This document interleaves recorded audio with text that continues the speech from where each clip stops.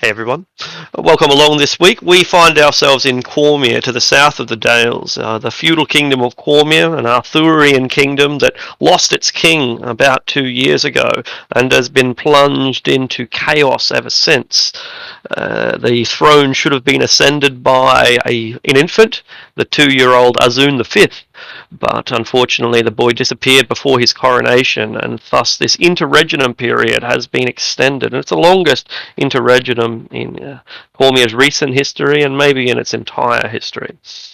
Put everyone at edge, and up here in the northern town of Arabelle, we find a heavily militarized town.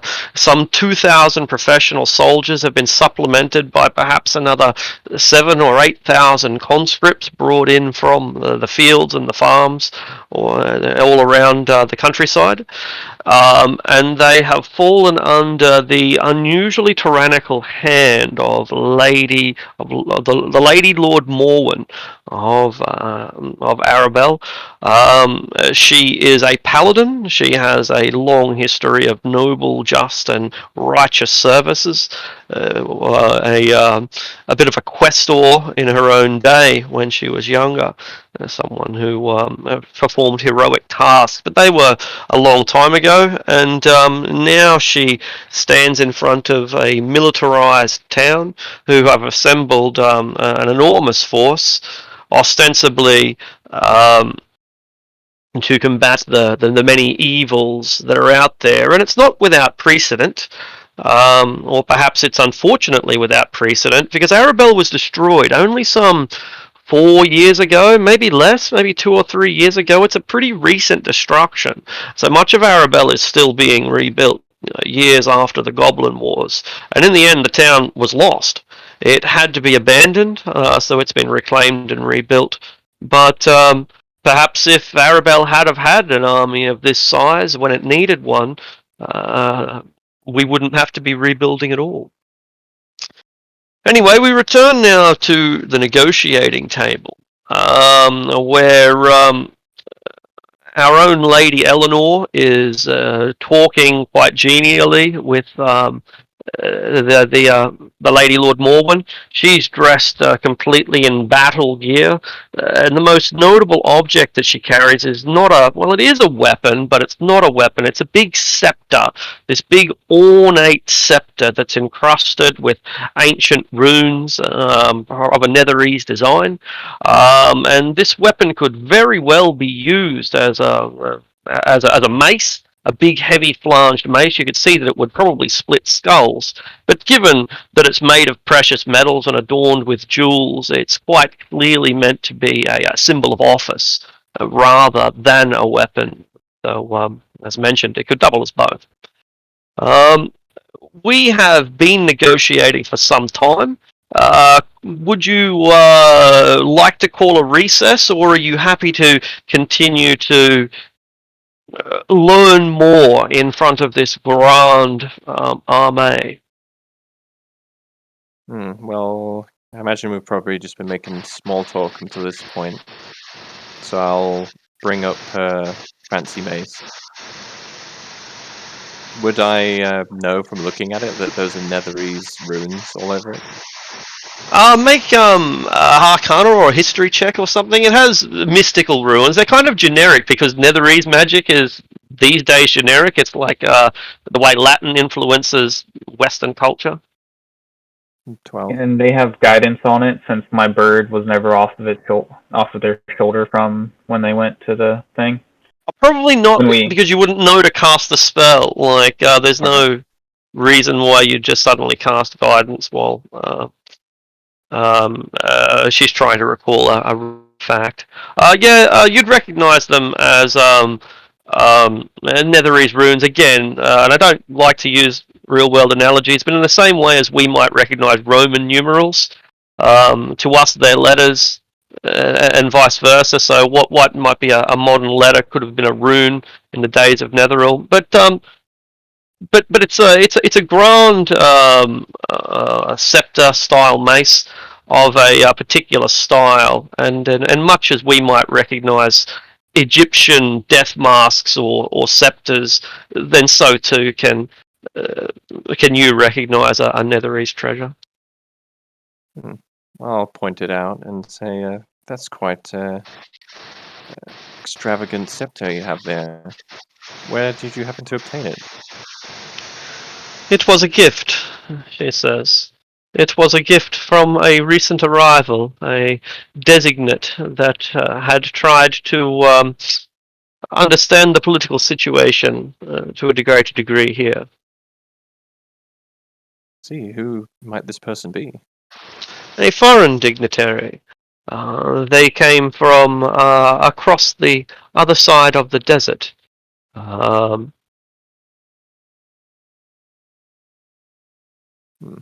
From Netheril, perhaps? Those runes strike me as the sort that might originate there. oh no, no, no, no! From across the other side of Anarok, a small kingdom of Prospero. I see. It is quite beautiful. Yes, I think it is a fitting tool of station, given how far I have risen now. At the end of my career, it has been a long and arduous road to reach this point, but I finally find myself resting on my laurels. As she looks out at this army that spans beyond the edges of the town. Hmm. Have you heard, perchance, of the rumors of the dwarves to the north? Oh yes, oh yes. The dwarves of Harndorf. Apparently, they have some aspirations of self-rule and some disgruntlement with Cormyrian procedure. How typical of dwarves. So it would seem. I came that way, and I can confirm that does appear to be the case. Do you judge their intentions as serious? Knowing dwarves, they can be quite stubborn. So, perhaps. But I don't think it's too late for them to be persuaded to at least emigrate, perhaps.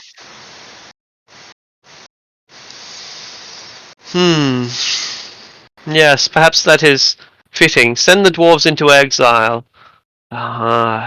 If they would dare to ask for more than autonomy, which has already been granted, then they deserve no more protections and no more chances. Exile would perhaps be the most appropriate response. Yes, perhaps. Of Myself course, and we would have to put the leaders to the sword. There could be no other way to prevent a rebellion from rising. I.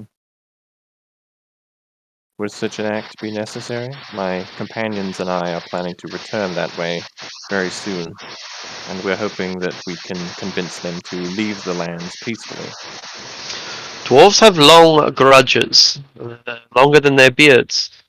If we do not show a demonstration of force, of violence, the only language that dwarves actually understand, then they shall inevitably return here, perhaps more powerful than ever. It may take them a generation, I may be long gone, but I will not bequeath my successor a war with the dwarves that I instigated. Nay, better that we lop off the head of the Hydra and allow these people to disperse, and then they will be yours. Your influence will be prime, and the corrupting influence of their seditious leaders shall be stifled. Well, forgive me, but would executing their leaders not breed further grudges that the dwarves would then pass on to their kin? Make an insight check. An insight check.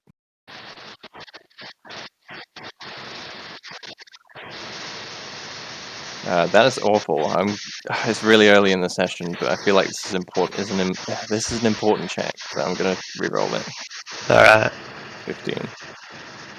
You've noticed that she's pausing before every response, which is normal, right? It's kind of normal. Make a perception check. Oh, there's a persuasion. Perception would be -6. That's a 9. Much lower. Right.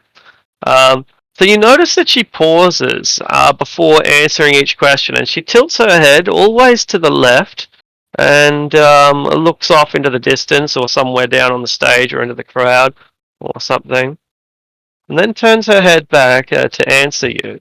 A tick, a habit that you begin to notice. Hmm. It could cause such grudges, but a response is necessary. If the dwarves are going to openly revolt, then I am left with no choice but to crush the rebellion. Hmm.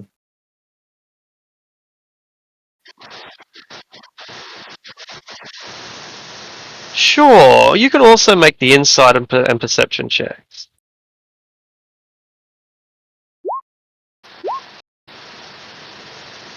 Okay, cool. She's a ventriloquist, or she must be, because you hear the words being spoken, or you hear some words being spoken. There is words being spoken before she responds. Does that make sense? More like, so Eleanor asks a question, she looks to one side, there's some sound, whisper, whisper, whisper, she turns back and gives her response.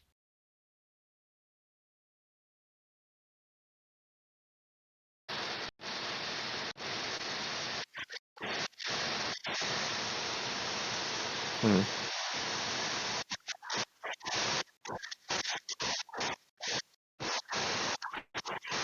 Yeah. No, I was wondering how you were like. I don't always remember things, and I'm like, what? What are the Kenku doing here? I'm in my Lady Morwen's mind. Like, what the fuck? Who invited a Kenku onto the stage with me? Sure. Okay. Cool. Okay. Observant. Yeah. Cool. Hmm. Very good. Very good. I understand now. Well, having not noticed this myself, but being a little suspicious, I'll just give her and the mace a once over with divine sense, just in case anything pings. Divine sense detects fiends, celestials, and undead. Yes. There are no fiends. There are no celestials. There are no undead. Ready. Hmm. Well, I guess I'll just try to hide my dismay and say, if you truly believe that to be the best course of action.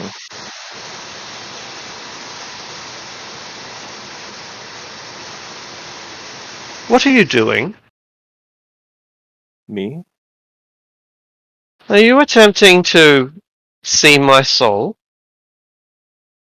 Hmm. Not quite. Let me just say, and forgive me for being rude, but you seem not yourself.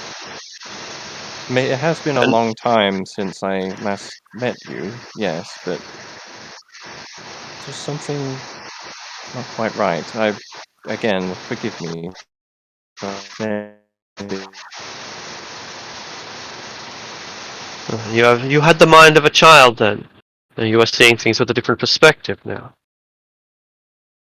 yes, perhaps you are right.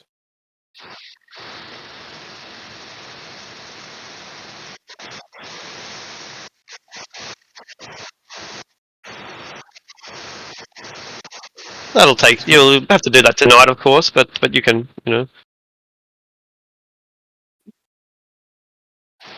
No, forgery is an art. Yeah. Mm.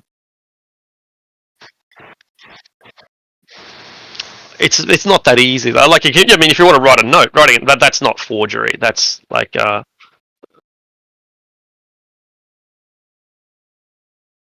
sure, you can write a note.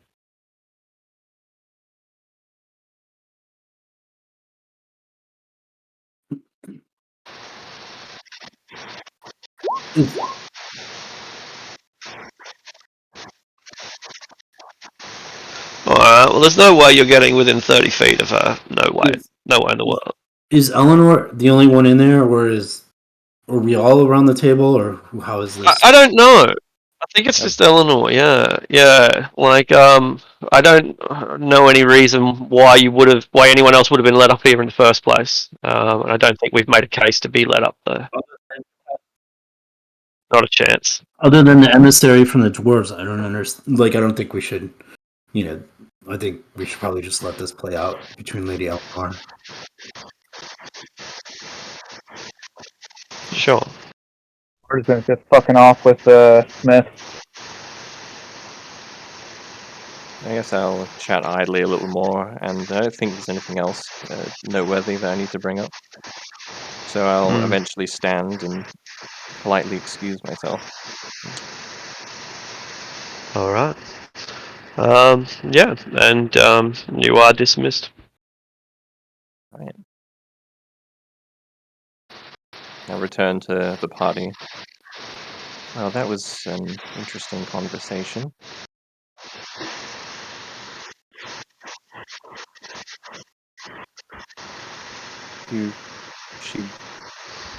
How do you infer that?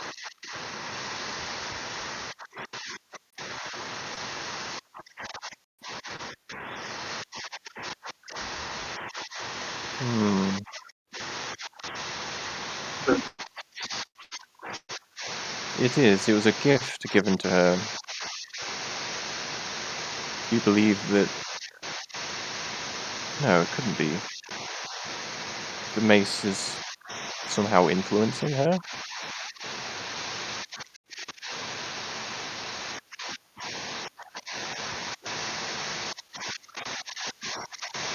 I don't believe it would be possible for you to get that close.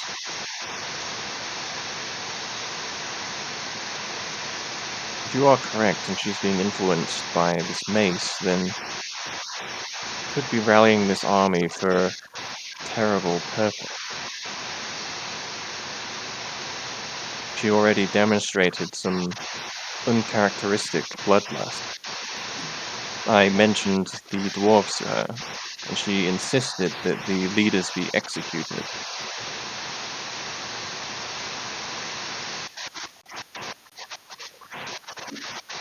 She didn't mention a name, but she did mention a place. Now, I didn't make a note of it, but I'll recount the name of the place from across the Enrock Desert, Prospero.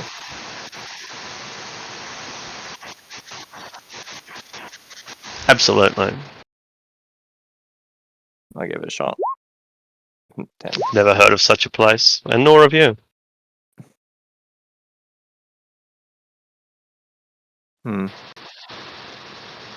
A mysterious traveler comes from a place we've never heard of to offer such an ostentatious gift. Very, very suspicious.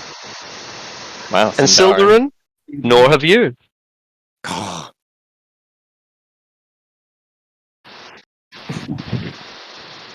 Very rare. Let's be delivering the goods. Yes, We cut our business here and figure out what's happening. Yes, let's ponder it for a while as we conclude our other business.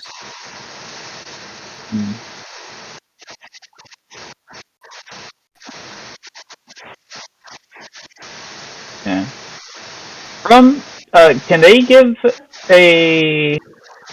Can Eleanor give a description of the axe and I can make a check to see if I know its maker?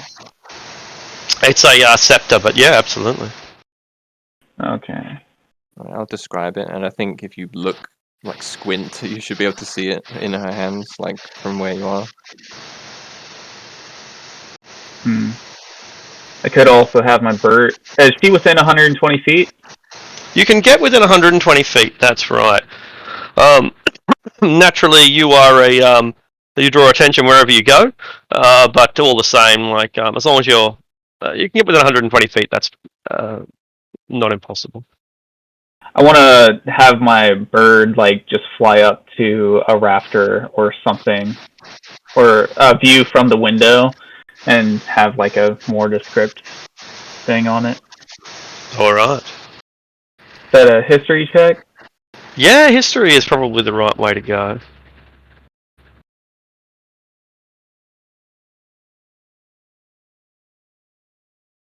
You don't 28. recognise this item in particular, but look, you predate Netheril by a long way. You were already buried before Netheril was around.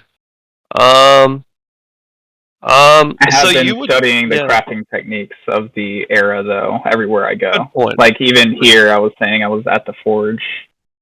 Yeah, good call. So the Netherese were famous for their scepters. Their scepters, like they made a lot of magic, and while the chopping on top of a mountain off and turning it upside down and flying it through the sky is probably what they're most famous for. What they wanted to be most famous for, among other things, was their scepters. They were really, really proud of them. Some societies love magic swords, and some like magic staves. For the Netherese, it was the scepter. There was something about it. It's the maybe it's because it meant that every archmage was an emperor. Every archmage was a king, and the scepter was their way of demonstrating that. A crown would have been too uncouth, too barbaric and primitive, too unoriginal, right? But a scepters never go out of style. So the scepters tended to be not only very powerful items because they were, held by rulers, but also they would be usually tailored to the needs of a ruler, right? So it's good for a ruler to have a weapon that bolts you on the head and kills you. That's pretty useful. But most people can think of things that kings need more than something that does plus 1d12 necrotic damage, So it's impossible to know what that scepter does, but it's easy to assume that it was made with a particular purpose in mind, that it was meant to be wielded by someone of great power, and that it has powers that would benefit a ruler, that a ruler might need, either in their day-to-day life or in an emergency. Yeah, absolutely. Also, I'll just ask. Like to be controlled, like to be a pawn. To be like a right man, like a.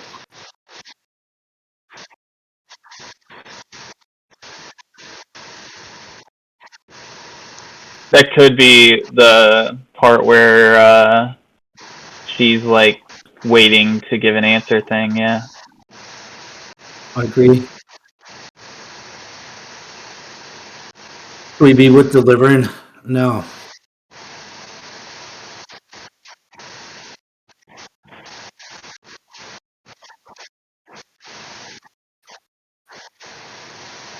So let's be doing it. All right. Well, there is a Westgate Wagons outpost here in this town. They're a conglomerate whose influence stretches hundreds of miles in every direction. So, is that where we go? Straight to the horse's mouth? Sildarin. Is that outside of this town? I beg your pardon? Is that outside of this town? No, there's an outpost here in Arabelle. It's the first outpost we've come across since Dagger Falls, and I think we were half expecting to meet someone on the road, and we didn't meet them. But there is an outpost here. Whether or not that's where we're supposed to go, I don't know. I don't think it's ever been really clear. Isn't it Sildarin? It's worth checking, though. Isn't it Sildarin's company and his business? Should we lend it to him to decide? I think we all got paid for the delivery. The guy just got paid more. Yeah. We don't know that. That's true. I think he was explained to us as just being the rider, although he knows more than we know he knows.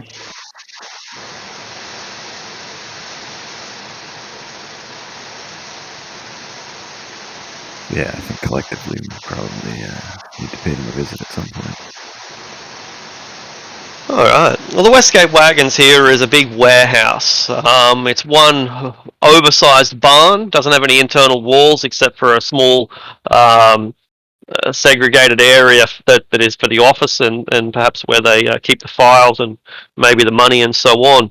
But the whole place is just one big open barn. If you've ever been to like a farming stock take warehouse, then you might understand big, huge bales of hay over in that corner, and individual horseshoes over there. It's a little bit like a supermarket in some ways for hardware, and that's what Westgate Wagons has. Is this big depot.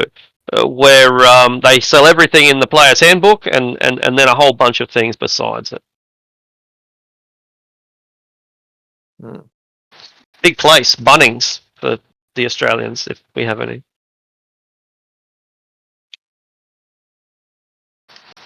I suppose we would go to the person running it and speak those words that we were told to say and see if we get the response.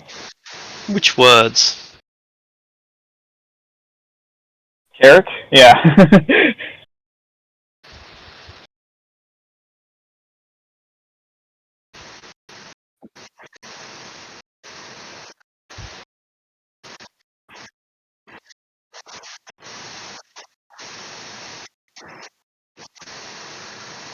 Alright, at first people don't know what you're talking about, and it means nothing to them. But soon enough, you are approached by a lithe woman whose face is hidden behind some kind of mask that would that, like a medical style mask, I suppose. And she responds, "The strongest flowers grow on graves."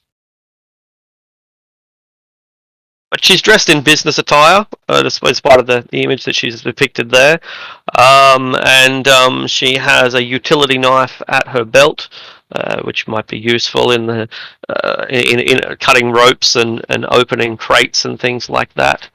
And she takes you into a side room. You haven't we haven't looked and seen what's inside this, have we? Have we? Yeah. I've forgotten what was in there. Elven weaponry. Yeah. Oh, that's right. It's this. Oh, it's this. Oh, yeah, Elven treasures, right? Hmm. Oh, yeah.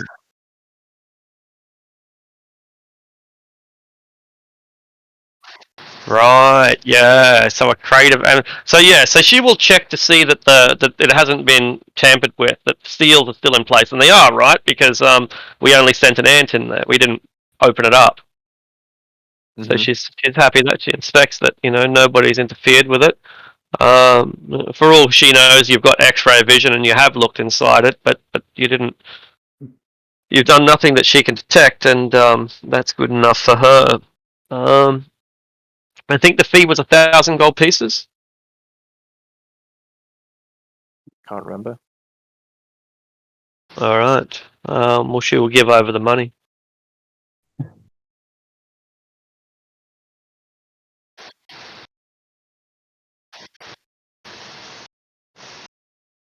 She doesn't know who you're referring to. What do you? Oh, what do you mean?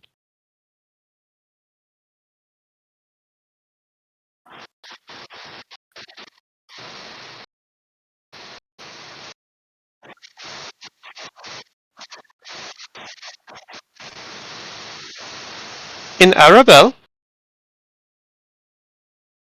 a Sembian? Most likely not.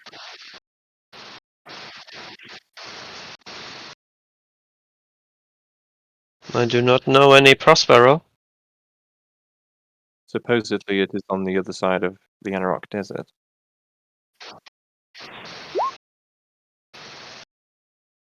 You find no sign of any Prospero on any of your maps. Hmm. The one who came bearing gifts for the leader here. I do not know of what you talk about. When did this happen? The How long ago did you say? I'm not sure if she mentioned when she got it, but I'll say the jeweled scepter that the good lady Morwen carries. I'm sure you've seen it. It's hard to miss. Yes, it is Netherese. It was apparently given to her by this mysterious visitor from Prospero. Was it really? Yes, and we'd very much like to know who this individual was.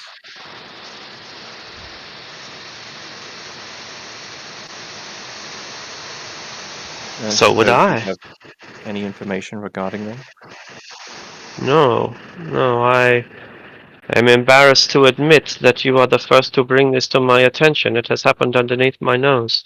She has been behaving strangely according to reports. I am not a local.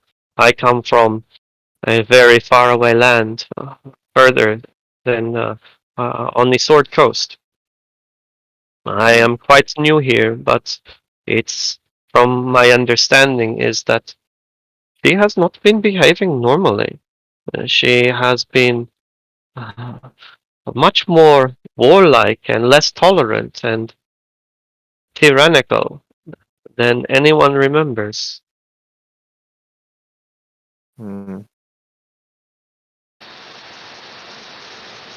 Yes, I spoke with her not too long ago, and though I admit it has been many years since I last spoke with her, she is definitely more militant and what's the correct word?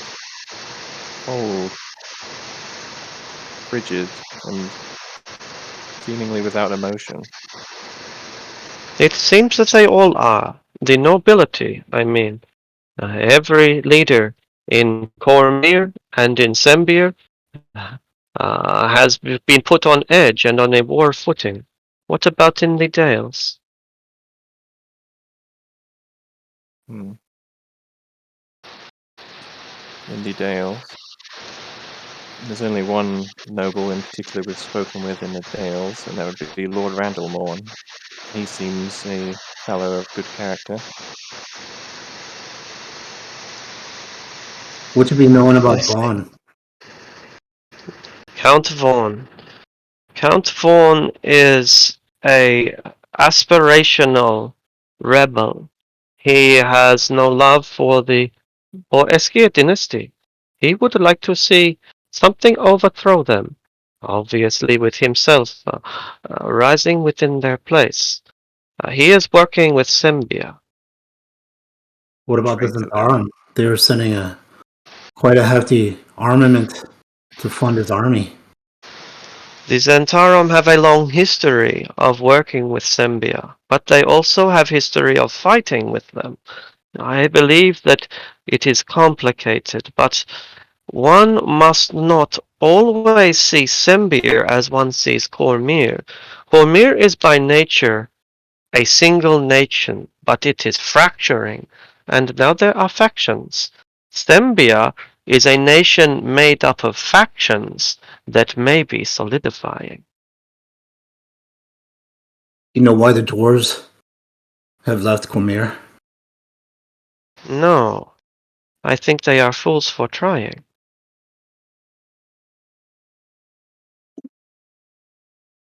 They be having Sembian mercenaries. You think there's any allegiance there? There must be. If Zambia is sending financial support, then you can be sure that this is a conflict between the two nations and not something that is merely about independence.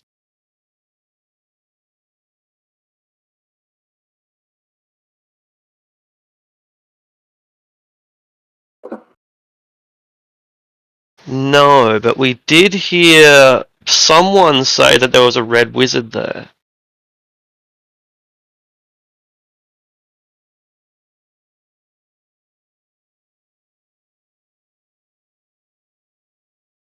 I'd be Possibly. betting there's some power sending everybody against everybody in this region.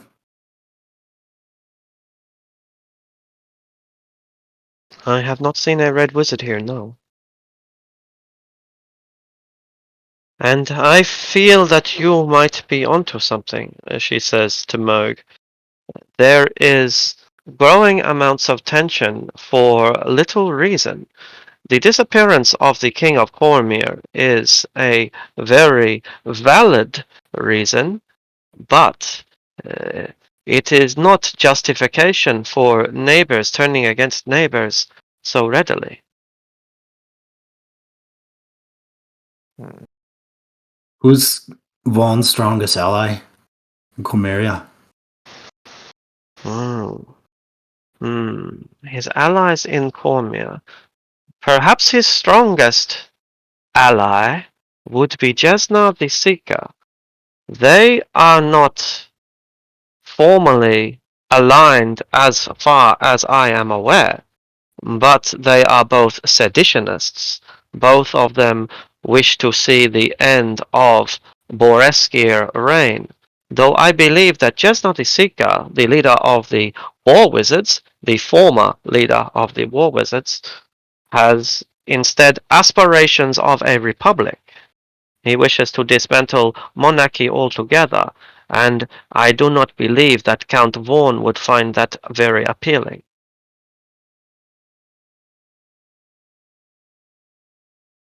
Hmm.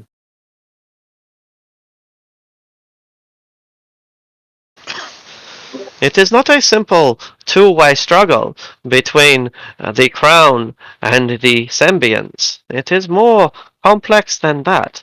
There are Republicans who would see the feudal system destroyed altogether. There are claimants who wish to take the throne for themselves and end the Boreskir dynasty and begin a new one. There are, of course, the Boreskir loyalists who support the Princess Alusair on the throne and seek desperately for the return of the Hidden King. But there are also those who support the Boreskir dynasty and who are fervent supporters of the feudal system and the monarchy, believing Cormyr to be the best country in the world. But they do not wish to be ruled by a woman, much less one so close to Vandegahast, the former leader of the War Mage, before Jesna the Seeker ascended to the role.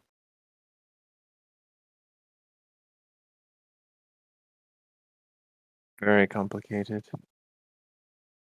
And then there are the peasants who have to deal with their shit.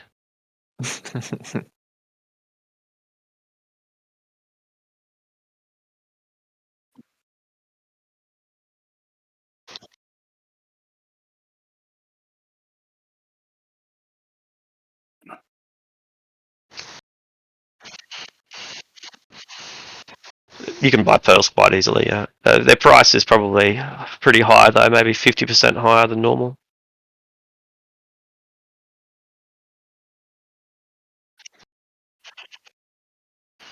$150 gold gets you a 100 gold piece pearl.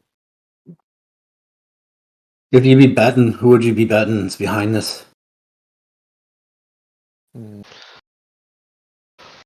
I believe that there is a conglomerate formed of power brokers, likely of an international nature. I do not believe that there is one grand conspirator or that it is one specific faction, but rather a complex web of allegiances, which is both its strength and its undoing. You know anything about the Red Wizards? A little. They have always had aspirations on conquest and have turned more recently to mercantile and diplomatic efforts to attempt to rule. I might have a delivery. I just better check on that one. Fair enough.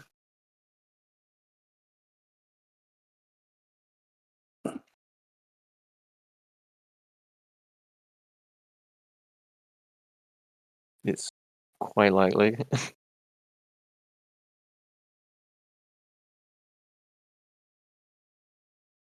Or we could go back and get the Red Wizard out of the Dwarven settlement and see what he has to be saying. True, he might have moved on there. He also might have moved on by the time we get there. I think the I think delivery's we should cancelled. Isn't that right? definitely. I Sorry. think we should definitely get this scepter out of this war-crazed leader's hands before that. I agree, but the question is how.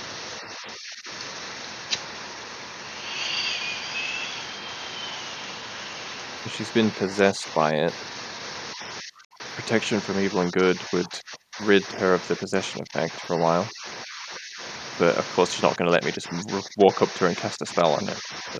Instantly.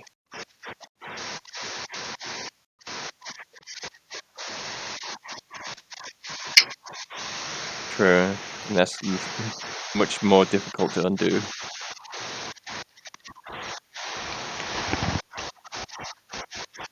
Exactly, so what to do, what to do. We could go visit the princess.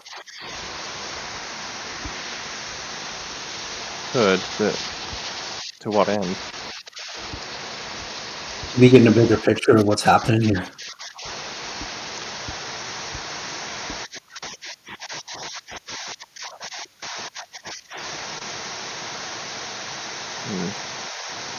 Well, she said she's rallying the army to protect against greenskins from the Stonelands. Are there any strategic locations close to Arabelle that she might actually be rallying this army to attack? Alright, Arctic's fine.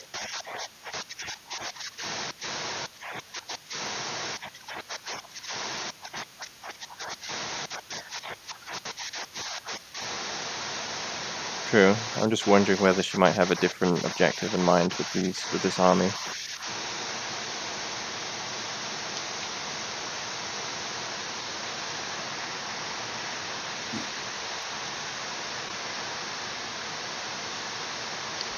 All right. So yeah, my delivery apparently has been delayed, so I can continue the discussion if you wish Orchid's opinion. I just was What about the asking. barbarians? We encountered them. Gandarak Hill has a sizable force, perhaps as many as 1,000 soldiers, and they are quite formidable. A third of them are heavy cavaliers from the Ride, from the barbarian lands of the north, and another third are elite Sembian grenadiers, using the latest technologies and military tactics. Given their position on the hill, I think it inevitable that a force as strong as has been assembled here would indeed crush the invaders, but the cost would be terrible.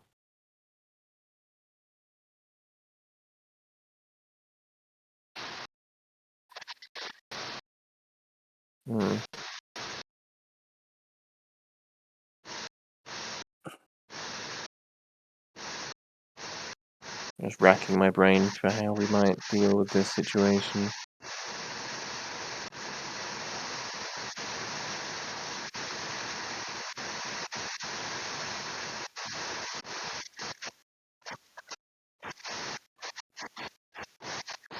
I'd be saying that. That's the best plan. Let's go my vote. Go back to the dwarves. And let's go put an eye on that wizard and his activities.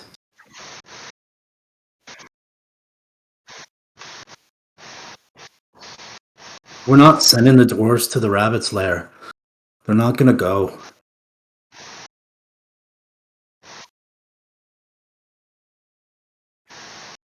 I've been living there my whole life. They're not going to be leaving their mines and their settlements to go to some place that no one's ever seen. You do not know the mind of a dwarf.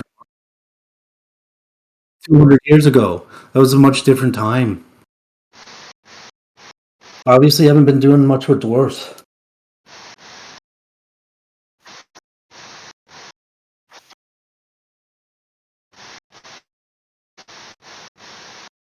Aye, that'd be the red herring there.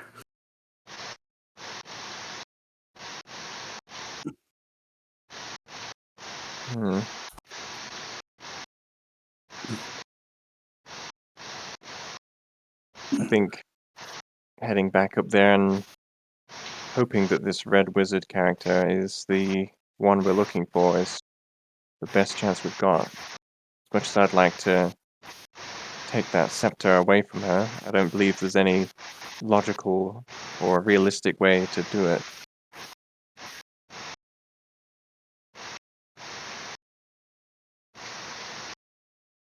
I imagine she would have it on her person every waking moment.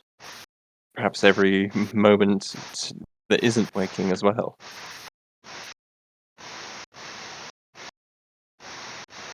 Well, I think it's a place to start, and it's the easiest one to do.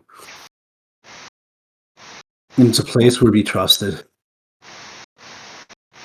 You can make amends and offend the lady, and she'll be having your head.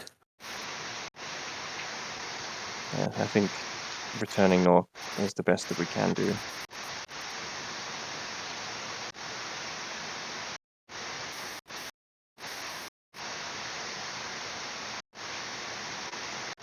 Possibly.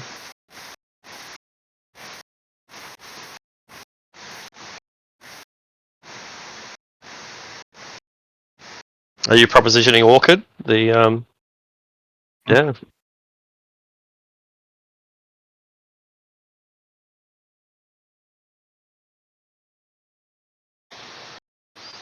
Two things about it. You'll have 1,000 pieces of gold. I'd be much rather your information if you see the lady, she'd be moving and starting her army north towards the dwarves, that you send a messenger and let us be known to the dwarf encampment. For 1,000 pieces of gold, I will give you both of these things.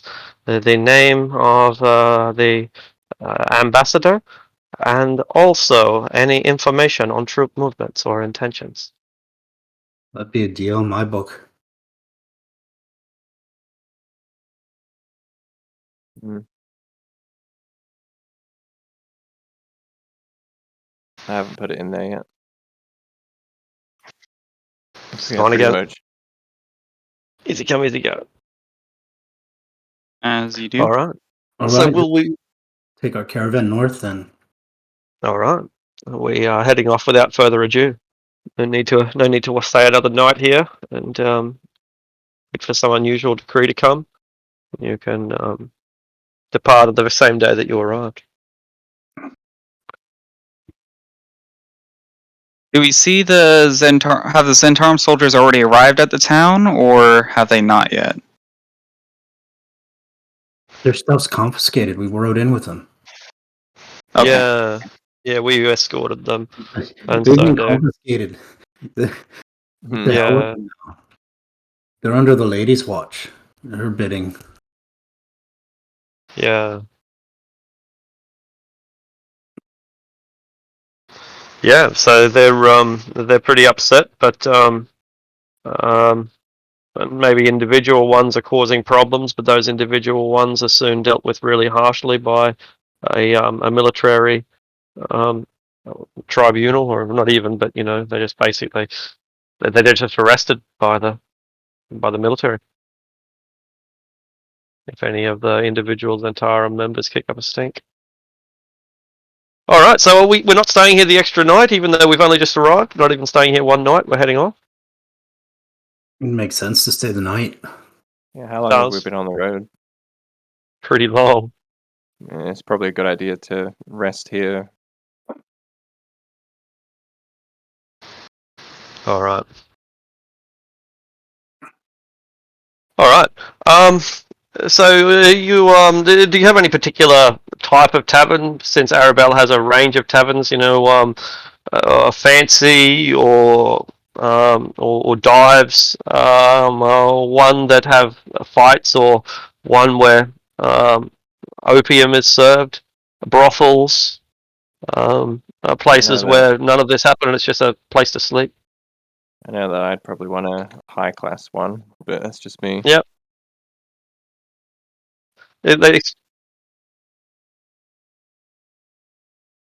Sure. Prices are really expensive. For the nice one costs 5 gold, and an ordinary place costs 2. Which isn't much. Like I guess, like, it doesn't matter for us. We should almost a waste of time marking off 2 gold pieces, but it is expensive. It's double what it should be. Also, we had several carts full of goods, right? Were we planning to sell those here? Yeah, this place is the one we were heading for that needed it. There's nowhere else to go, right? We don't need to be selling it here. We could bring it back up with us to the dwarves. They'd buy it. We could look like we're a caravan again, traveling. We'd probably make more here, though. I don't want to be spending hours discussing it. It's Probably fine. travel a lot faster without the wagons, I would think. What have we got? What have we got to sell? I think we have 3 wagons full of assorted goods. See what exactly those are. We're going to be setting up a smith. That's all the stuff that we'd be needing. Leather and ore. So we bought. These are the marked up. Yeah. Yeah. These are the marked up prices, if I recall correctly. So we bought 1,000 gold pieces of iron, 1,000 of furs, 1,000 of leather, and I think 500 of meat. And they're doubled on the party wealth because that's how much we expected to sell them for. Yeah, so you'll get 250% instead of 200%. Yeah. So you'll get an extra quarter of whatever the higher price was. I'd say that's definitely worth selling it here, along with no extra baggage. Everything's expensive right now.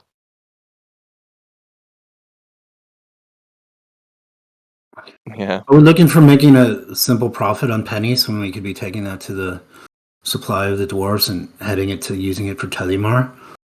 Are we profiteering on such little when we have millions? Well, I was going to advocate for selling it at a reasonable price. I feel like town could use it. Of course, that's just me and my character's Cormyrian bias, of course. Moog says he'll buy the damn cart.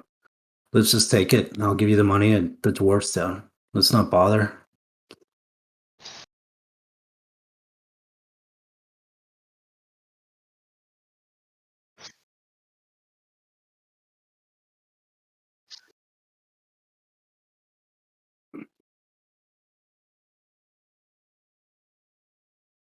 So let's be going. And All right. why even spend the night? Let's get out of here. If we've been on the road for 10 hours, we might not get very far before we have to rest anyway. After traveling for 2 days as well.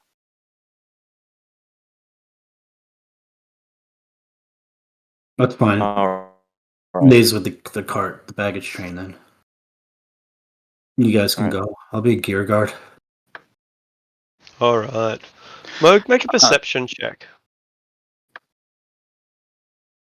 Yeah, I'll also note that since the Lady Morwen caught me giving her the once over with my divine sight, whatever it's called. So I'm a little bit I have some fear of reprisal, and I also have a lot on my mind, so I'm not actually sleeping. Okay. Even you're dead tired, but like you're a warrior, and so you'll spend another night awake. You can always sleep in the wagon tomorrow. Yeah. From her apprehensions, I guess you could say, all openings to the room, I'm going to arcane lock, since Alright. we have our full spell list from resting. You're not in the same rooms though. You've split up. You've gone to different inns and different taverns. I actually wanted, because this is they're actively being in war effort. There's probably smiths working day and night. Sure. I wanted to because I had said I had gone to NSAT with the smiths while waiting on Eleanor to get done. Any that weren't, well, if there was one that didn't seem as apprehensive around a giant fucking robot, Right. or offended that I was watching their work, I'd want to try to sit with them overnight and just watch them work while I'm resting, because I could still see and hear. Yeah, the forges are currently working 24 hours a day. They always burn 24 hours. They don't often get worked all the time. But right now, one of the reasons why everything is so expensive because the fires of manufacturing are really being fired up. They've drawn out everyone from the field, so there's no one working producing food. But people forging swords and shields are working overtime. Okay. So yeah, you're able to assist there. Most Then of the after, oh, go ahead. we stay by the place where we delivered the goods. Is I say we hang out, leave the carts out there. Well, would those be near the smithing? Since there's a shit ton of iron ore, or at least that cart.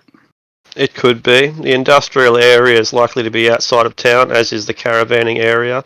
So it would be possible for us to be in the vicinity of both the caravanning area and the metallurgical area. Then I guess I would be there. But after arcane locking each of the openings to Eleanor's room. Right. So you'd have to go to Eleanor's room first, and then arcane lock it, and then leave it. Yeah, right. So you're getting locked inside Eleanor. Well, she password. With all this work, we should have been just on the road.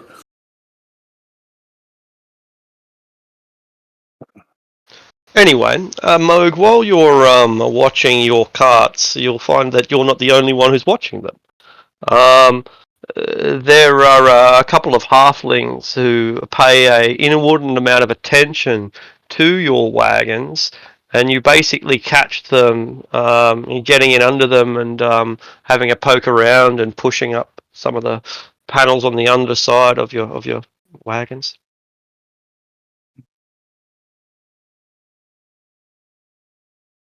Would my Oh, bird you have seen left-handed this? bastards! No, Get away from the carts.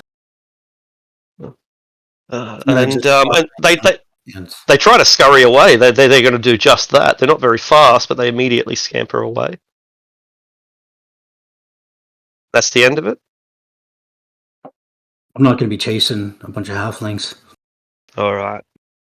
About 2 hours later, a more official delegate turns up. A group of guards, and these purple dragons, official Cormyrian soldiers, not just conscripts. They want to search all of your wagons.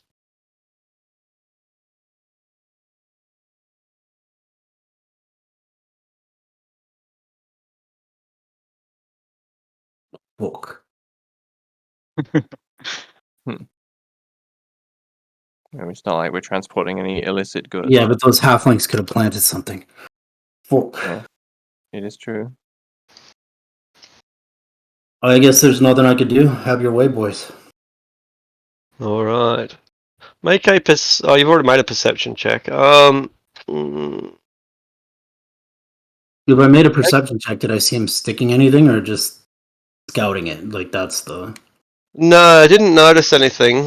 Make a. I guess this have to be either a refresh perception. It could be an insight check. Yeah. Yeah, not really. No. Yeah, make a perception check. Oh, insight is good enough. Okay, cool. So they go over your stuff, and I don't think we are carrying anything particularly interesting. We confiscated all the arms, but they're already long gone. But they do go throughout each of our stuff. None of our spell books would be in here, or anything like that, right? Nothing truly valuable is here. This is just our trade goods, right? Yeah, anything that's not on our person that's valuable is in my bags. Yeah, sure. All right. Well, I don't find anything particularly interesting, and they leave. I go looking under the carts after they leave, see if those buggers put anything. Yeah. Okay. You can make an investigation roll now.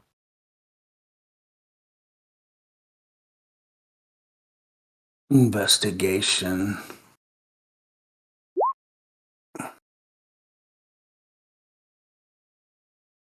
No, you don't spot anything, but you are watched constantly by random people who are staring uncomfortably. Women who are out washing their clothes, they look at you the whole time, and they don't take their eyes off you. ravens land on branches nearby and just watch, and you can throw rocks at them and they fly up and then fly back down and just land nearby. The entire time that you're out here watching the goods, you are being watched, and they're not even that subtle about it. You know, like it's not exactly uncivilized, but it's most people don't stare. In a feudal society, staring gets you in trouble. These people are just openly staring while they go about their business, and it doesn't interrupt them with their business. They play with their kids, they walk their dog, they sweep their floor, but they look at you while they do it. I'm next to the trade good place of the place we delivered it to. It's not like carts are not out and about, but that's fine. I got nothing to hide. I grab a piece of Nothing to meat, start chewing on it. A little bit of the cask of beer, crack it open, have a beer. Just like It's not going to bother you. just keeping looking like I'm pissed off. You said that Artisan was too far to notice anything going on? Yep, that's right. Okay.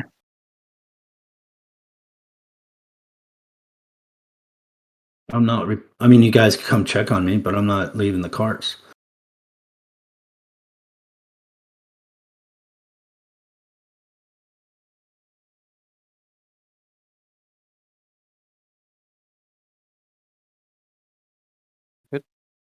All right.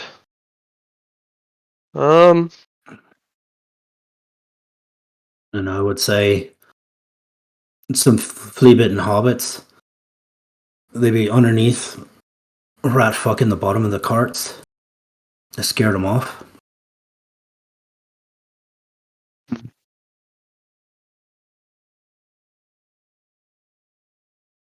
Yeah, how many dwarves have I noticed here? Maybe it's a town of about 40,000 people or so, 30,000 people. There might be about 1% dwarf, which means that there's still quite a few hundred of them. Okay. Yeah, might have not seen many, but yeah, there's a few. So it might not be just because he's a dwarf.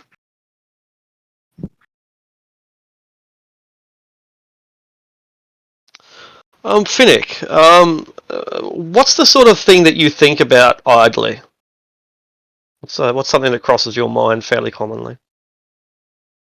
I guess Finnick's mind would be like the Fae. It's just chaotic. It just jumps from one place to another. All right. It'd be more like what he's looking at. Just grabs his attention. Very short attention span. Very cool. Make a wisdom saving throw. rabbits. Maybe bit of tail. Make a wisdom saving throw. All right. You feel someone probing into your brain and reaching past those chaotic thoughts, trying to learn more about what's underneath this web of intrigue. Guess and once I start entertainment. feeling that, I'll just start thinking of Morg standing on top of the cart, swinging. An excellent weapon. An excellent countermeasure. I might just all outside right. here retching. Emotional state. What would you say your emotional state is? Finnick's? Yeah. Yes, happy. Finnick's most happy like all the time. Well, that's good. Is there anything that looms large in your mind apart from Peni? Guess the village. He'll be thinking about that, like wondering what the village that he might be in charge of, what that's like. Ah, yes. That's interesting. That's quite interesting. Aspirations of rule on the edge of the Stonelands. That's good. Okay. Yeah. All right. It can be yours, comes a voice in your head. The realm is yours. Guess I'll just say out loud by accident, it's already mine. It can prosper. Your realm is in a dangerous place where it would be difficult for your roots to truly grow. But if you have assistance, if you have a vizier to guide your hand, then there would be no limit to your ambition. Oh. Am I with the party at this point? Probably not. You might be, but as likely as not, you're just idly wandering around. It's up to you. Yeah, since we're trying to make haste quickly, I would have just followed the party. I'd have Yeah, just been sure. And the talking out party's loud, like, what would I have to do for this power? all Out right. loud? So the rest of you, Roll. that's it. Maybe while we're putting up the wards on the door at Eleanor's place, he just starts talking to himself. You would have to be compliant with the directives of a vizier who understands the political situation better than you ever could, a statesman who is able to guide your hand gently and effectively. But would the rules be fun? Because I only like fun rules. Oh, well, we'd be sure to make it fun. Does sound You'd- very tempting. You'd do anything you wanted.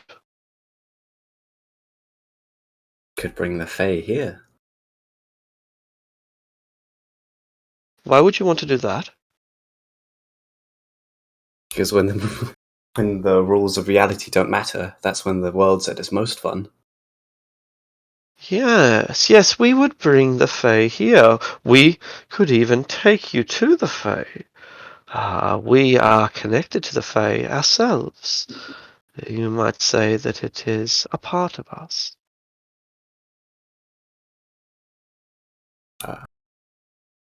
Did you know Aunt... How do you say that? Galenilza?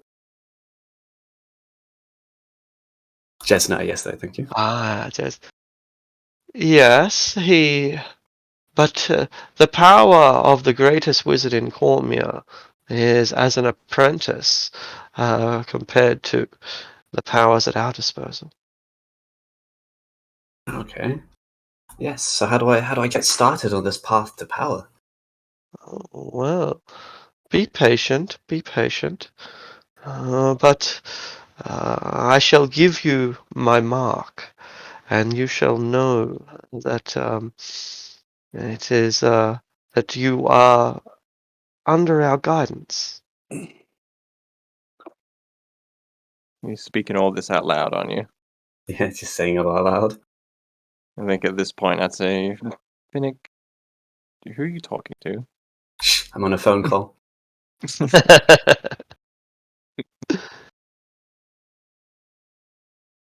Looking at you with a mixture of confusion and concern.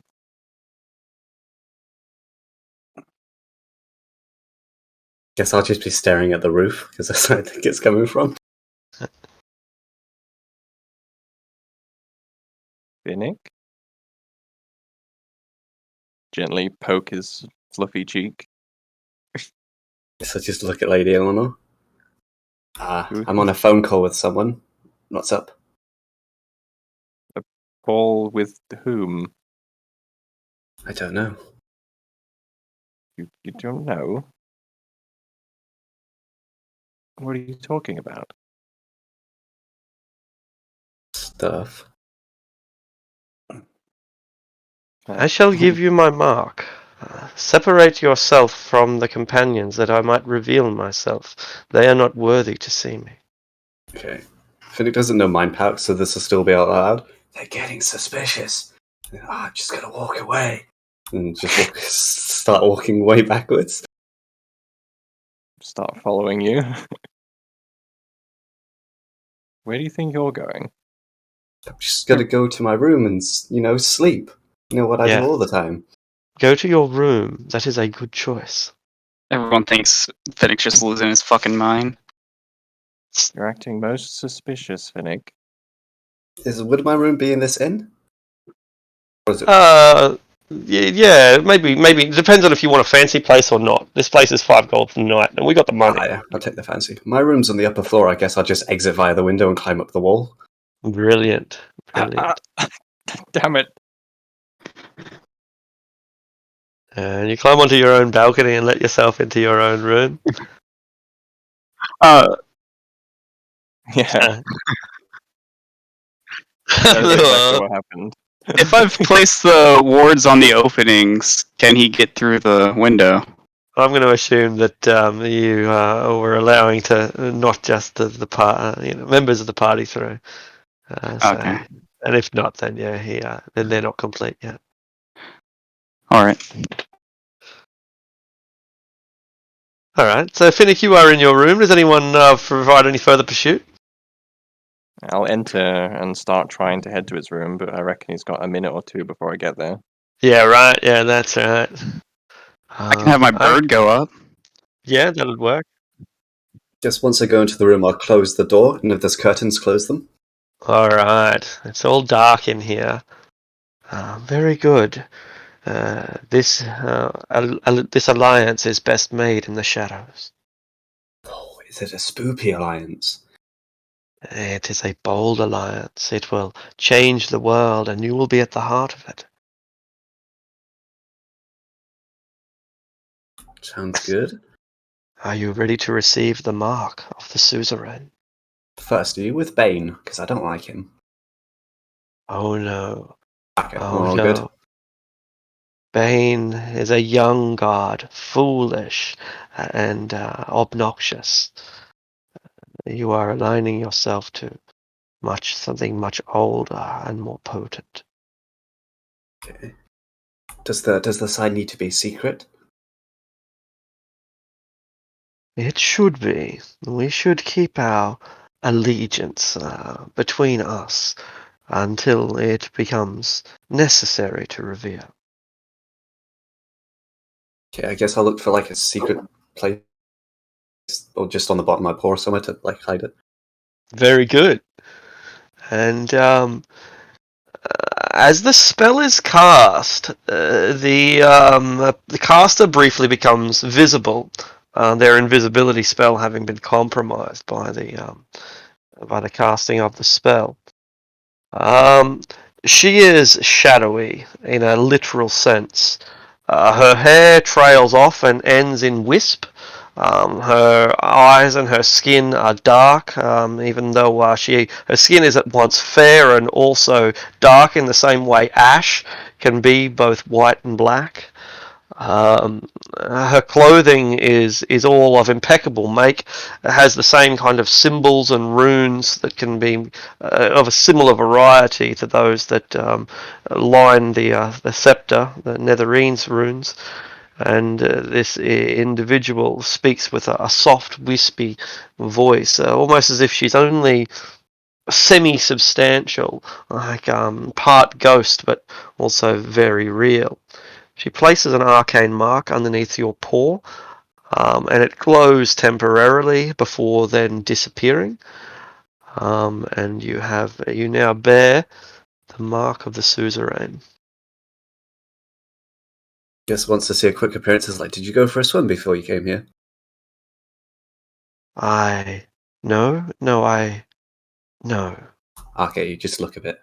Your hair looks a bit wet. Never mind. That is not moisture, but shadow. I am tied to the shadow, as are you now. Ooh, I get to be edgy. Knock, knock, knock, knock, knock, knock. Are you in there, Finnick? No. Yeah, start pounding on your door. Open this door, Finnick. I will call upon you when you are needed by the shadow. And she disappears. Guess with that, I'll light some candles and then go open the door. There's Finnick. He looks pretty normal. He's in candlelight. It's kind of romantic. What was that all about? I had a phone call. You were disturbing me. What is a phone? I don't know. Someone was reading my thoughts. Why did you not say this earlier? They said they were from the Fae. I'm from the Fae. It seemed random. It seems normal to the Fae. I'll be frank with you, Finnick. I don't trust you. I don't trust that what you're saying is true. And I'm doing my job right as a Fae creature. Thanks, good night, and I'll close the door. I just stare at the door and then just... Slowly shake my head.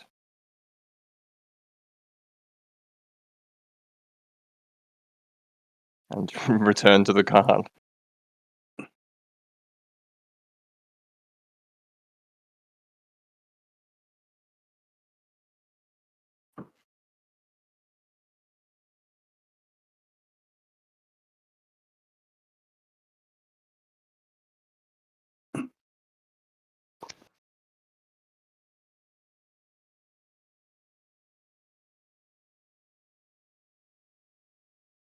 All right. Sorry. What was? No. It was just a lull. All right. We spend the night in Arabelle. We received no further disturbances. Our stuff is checked over. Finnick behaves pretty strangely, but we aren't arrested in the middle of the night or anything, and we wake up to the sound of soldiers being drilled in the morning.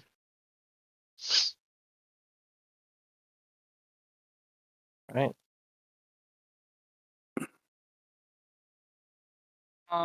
Does there seem to be any equipment made from adamantine? Short answer is no, but do you mean specifically someone? Specifically the higher ups? Like Lady Morwen, for example? She Yes, doesn't have well, like an there was adamantine shield or anything. No. Or any of the other officers? No, you don't spot any adamantine among the at all. Okay. All right.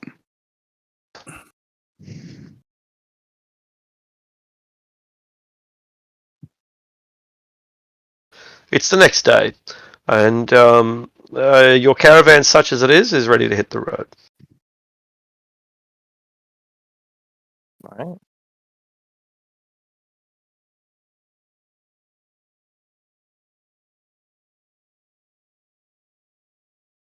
On to Harndorf.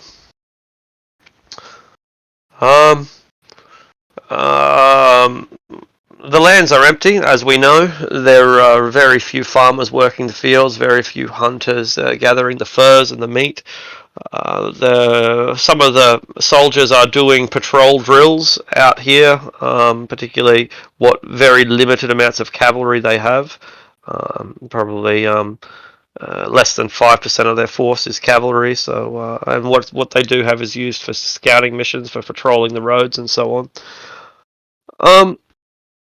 But it does not take long, a day or two at most, before we are approaching Harndorf. The rebel dwarves, who are flying their native flag, and presumably our Tethium flag, if we gave it to them, flying it high. I'd say we gave it to him unless anyone else says differently. I think we I don't probably remember did. if we just showed them or if we gave it to them. So yeah, so they're flying that as well.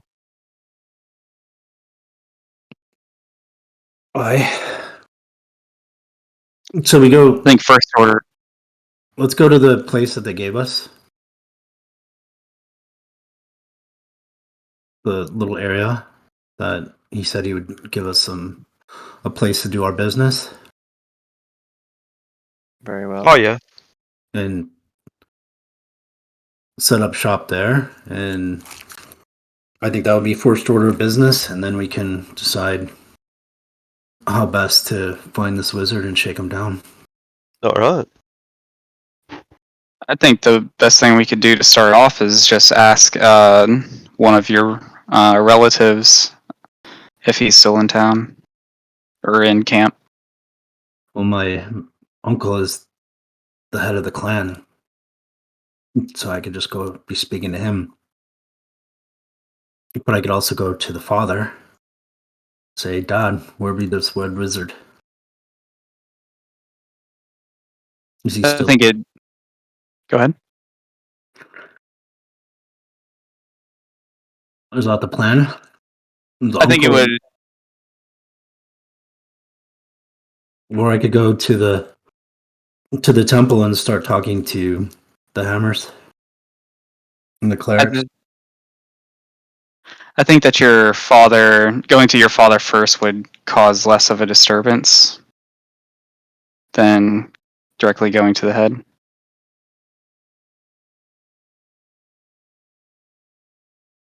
Very well. Go to the father. Say, Da. What's up with this wizard? Aye, well, I know what you're thinking. The Red Wizards are villainous, but this one, she's only here for trade. Thought it was a man at first on account of it having no hair, but apparently the women shave their heads over there. Maybe it is that men thinks that a woman should be bald or something. Who can tell with humans? I tell him about the madness going down in Comer and say, what you be thinking? I be thinking that we be dying here, son. That they be marching that army up here, and that this is where we make our last stand. When the humans finally turned on us. Who be the ones that decided to break from Comer?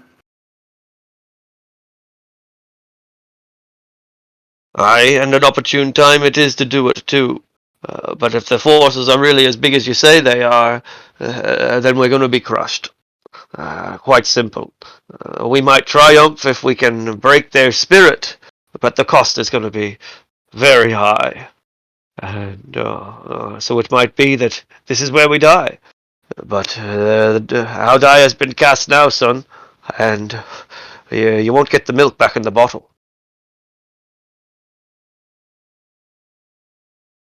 Where there's be this wizard lady, where she be hanging? Her hat. Oh, I could find her for you. I think she tends to keep to herself. She's got some kind of magical contraption that she dwells in. A way of maintaining her independence. An invisible castle or something. You be telling her we be setting up a meeting. Wishing to be setting a meeting. I can do that for you. And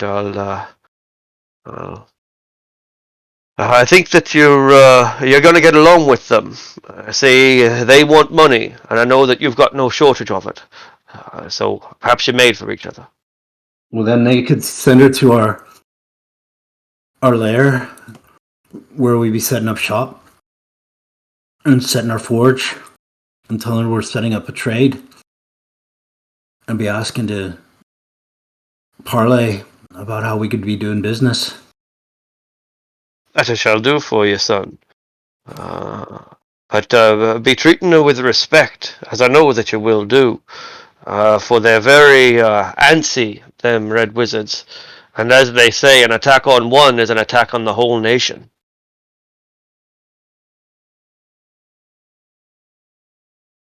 I'd be keeping that in mind.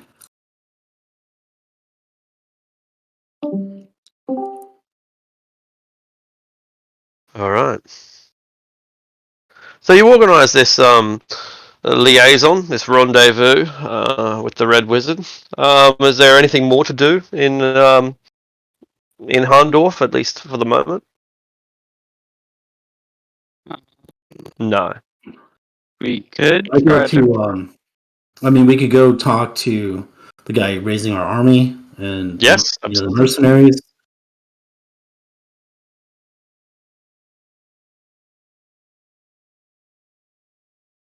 And we could go. And we go to the clerics and warn them about and get their wisdom and the hammers.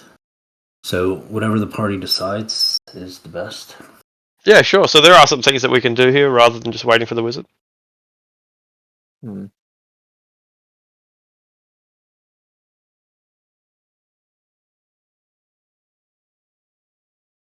Oh yeah, sure, yeah. So you got a leader of the dirge who's building you a great army, isn't he? You've given him like 100 grand or something, didn't we? Yes. Yeah, cool. Yeah, he's onto this. He's having a great time drawing up, like, if you've ever played, Warhammer or something, and you're drawing up your army lists, that's what he's doing right now. Right, he's having a great time. Ah, there's my heavy elites. There's my HQ. Right, right. He's getting fully into it. He's serious. We tell him about the affairs of the South. And Oh. Do you think that we could chip off a few of those soldiers down there? I think we might be spending some time on defense. Well,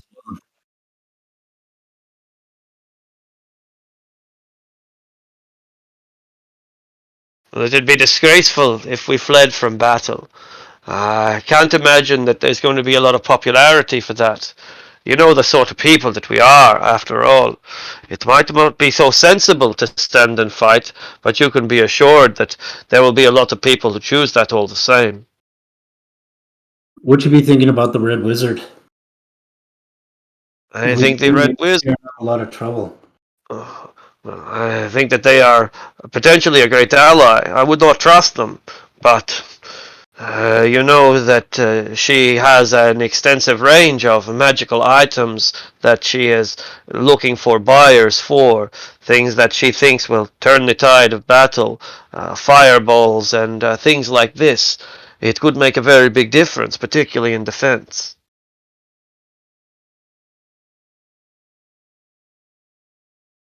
Aye. Is there anybody strange whispering in the ear to my uncle? What made him decide to support the break from Khmer?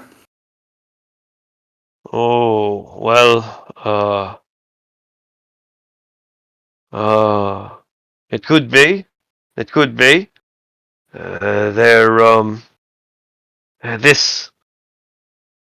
This independence movement it hasn't sprung up out of nowhere, but it's really gotten there so fast, so quickly. So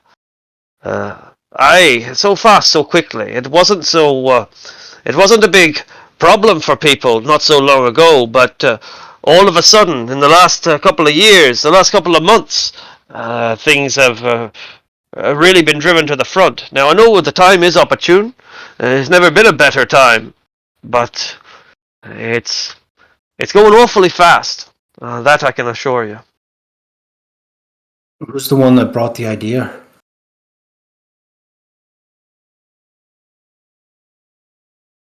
Oh, well, I think it was a bit of a council decision, really. Oh, but yes, I think it's quite collective. I'm not sure if any one person was behind it. They've been in agreement. They've got quite a lot of consensus, really, among the elders, at least. Khmer's giving you independence. Why you be wanting to ruffle their feathers? You can work basically by our leave. They had no need to get you getting in our business. You had pretty much autonomy. Why are you giving them the bird? Taxes. They're too high. The taxes are too high. Who's the one? We've tried to argue them down, but they just never listen. They just keep raising them, and things have only got worse since the king died, the good king. They got a tax for this and a tariff for that. They got a levy for this, and it just seems to be never ending. Who's the taxmen that become and who do they work for? Oh, the local lords are a man named Vaughan, a family named Vaughan, and they've sent the taxation through the roof. There ain't no chance that we're able to pay what they say we owes. My party, now you be seeing where the insurrection come from. It's not the good lady that's been driving away. It's Vaughn. Vaughn's a scoundrel. He's putting the whole bloody country into civil war. Scoundrel. We're not eating any tax to him. Maybe we should align with the lady. As much as I would like to, I fear she will not be happy until she has dwarven blood. But if she knows that the rebel Vaughn is the one putting the pressure on the dwarves, she'll be don't- seeing that.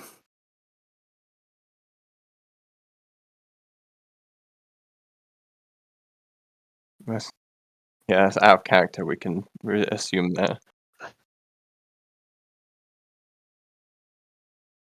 And yes, the thing is, given how she was behaving, I feel like even if the dwarves were to stand down, she would execute their leaders anyway, just out of principle. Well, that's if we disintegrate and we actually broke. She seems open for negotiation. She's no fan of Vaughn. She just took his stuff. He's the one just looks like she's setting up an army to quell him just as much as the dwarves. Maybe if we side with the lady, we'd have a much better chance of discussing our costs. And that'd be a good way to have a conversation with her on some real estate business. Maybe we'd be needed collecting the head of this Vaughn. Yes, perhaps if we get rid of Vaughn, that's one less traitor among us. It's less pressure on the dwarves, and perhaps we can then convince them to give this up, convince her to give up her insistence on their execution. It could work.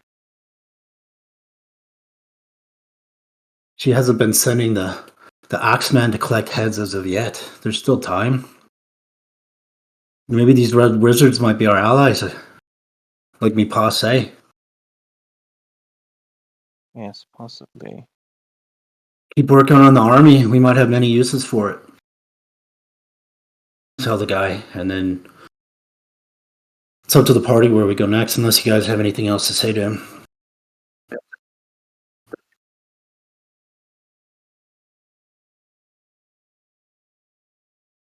Sure, you can set that up as a egress. But we'll be marching a bunch of dwarves and their families through barbarian lands. I think Phoenix Village is the barbarian lands, isn't it? It's a good plan. Or you might have a way to set families there if the war starts coming. But I think if we build ourselves quite the army, that's what the lady be looking for, and we could squash this Vaughn. I agree. They're not coming today. She hasn't decided. We're waiting for their word. We could be emissaries. I think we should listen to it. Yeah, agreed. We don't have to put that in plan yet, other than tell the man where the location is. Maybe send a scout or a party up there with some supplies as a backup. You know they might be coming, but that'd be it. That's an easy enough to do. I like that rabbit. It looks crazy. It's kind of like I'm gonna act at the moment. Bunny Town. So we Yes, set up a contingency with the dwarf to go there in his plans, and if he wants to send a small party up there with some supplies and give him the heads up, that's cool. right. So the plan is to head back down south and tell Lady Morwen that we want to take care of Count Vaughn for her. I think after we talk to the wizard, let's see what she might be thinking on this. I don't think she's in allegiance with the Vaughn. We could feel her out. All right, let's give it a try.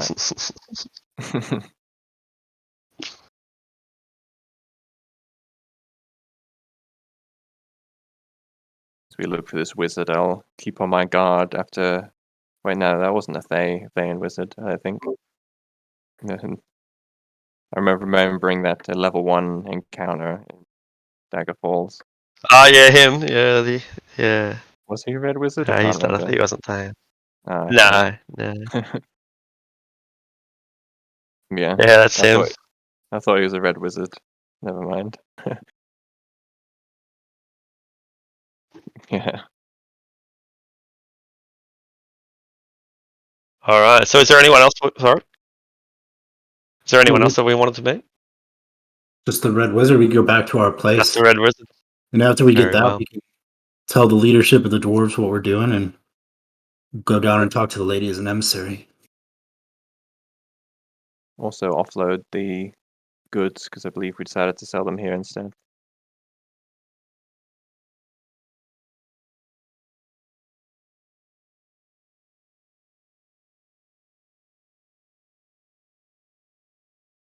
Yeah, yeah.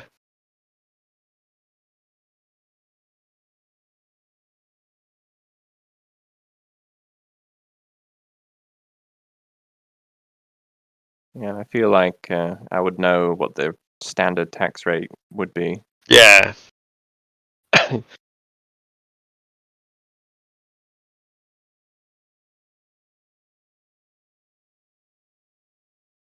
Go and find out. All right. So is that something you want to do? Investigate tax records somehow? Sure.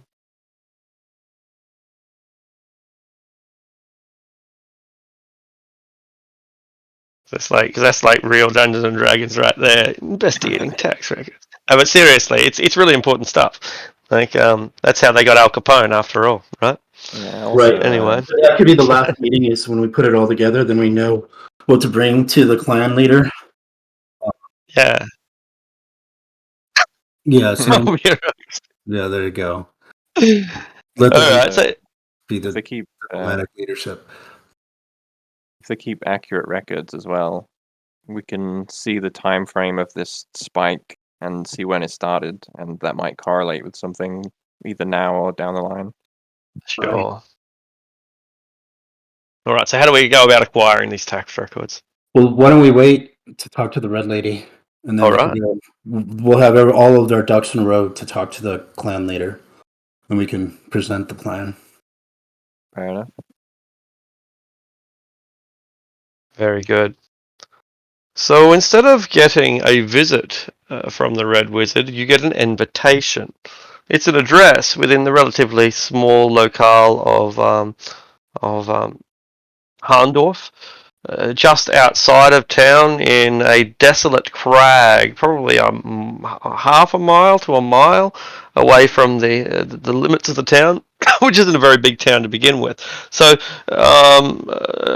Harndorf sits at the middle of a pass. It's a pass that divides this mountain range, and the address that you're given is that mountain over there, a roughly half a mile to a mile away on a rocky crag, off the beaten track, is the address that you're given.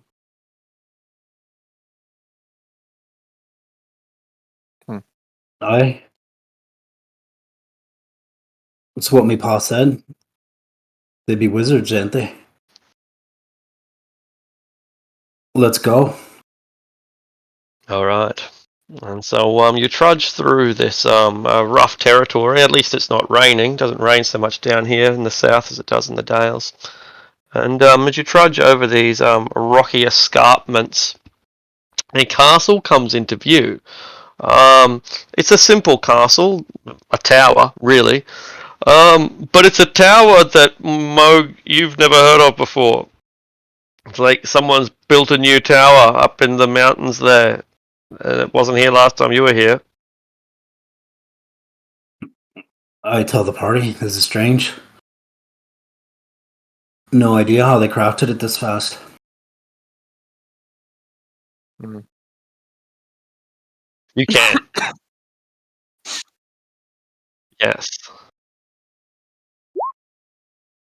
It's a great spell. What is this? I don't even know its name. Whose tower? Golder's Tower, third level spell. Yeah, it's so low level, right? Like it's like Tiny Hut, but with style. Why would you ever take Tiny Hut when you can take a castle? Budget Fortress. Yeah, it's amazing, and that's what this is. Highly impressive, but not necessarily an indicator of an archmage.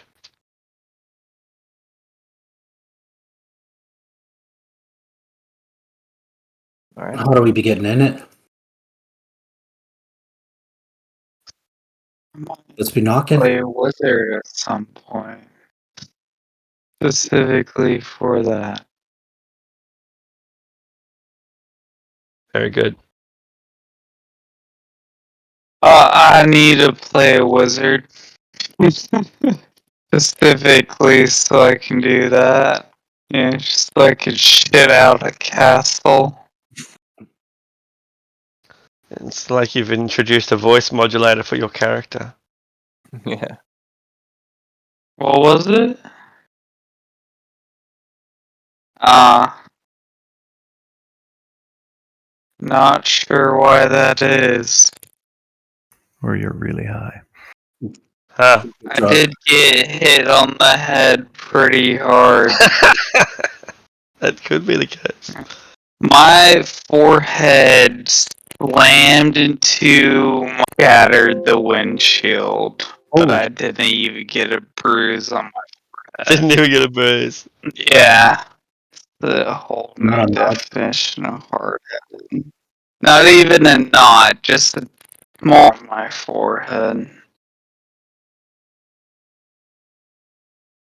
All right, so we knock on the door. All right, you are answered, or the door answers itself. Really, door opens itself up into a nice parlor. It's orientally decorated, lots of carpets, lots of brassware, a bit of glass, some jet and some jade, and also a large hookah pipe, but the smell of coffee is permeating this room.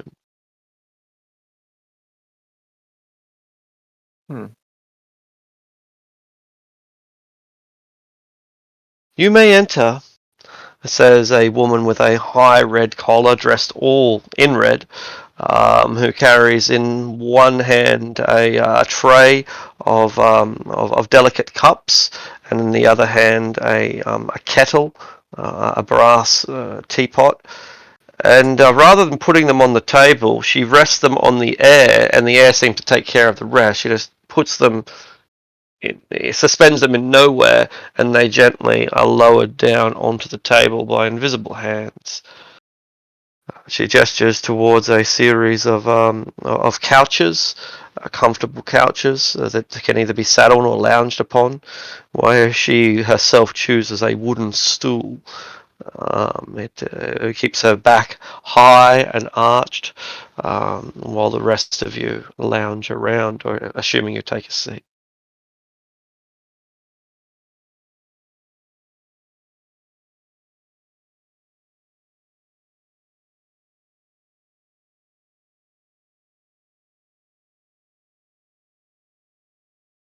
We meet at last, she says.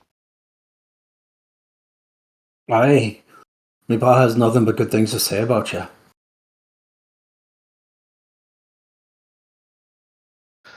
I am Raquel of the Flaming Frost. I am a red wizard of Thay. How can I help you? We hear you be in the business for selling things. Things that might be helpful for adventurers. I have prepared a catalogue. I had hoped to make your patronage. Aye. Let's be seeing it. Sounds amazing. I'll post it in Discord.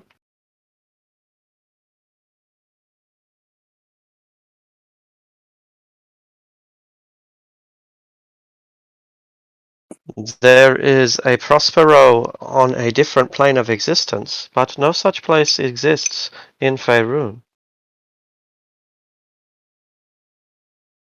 And that is a big list. It's pretty big. Mithril armor for 700, huh? I think it's 700 on top of the normal price of mithril armor. Man, you're bloody God.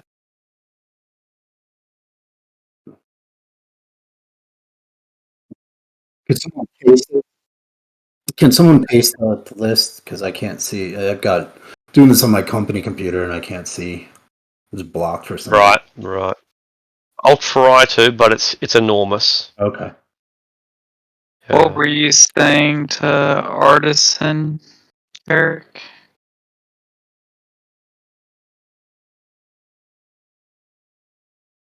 I think we try to see if we can trust her first. Let's ease into it. Talk business first, and then see if she's got anything else to sell, like information and thoughts.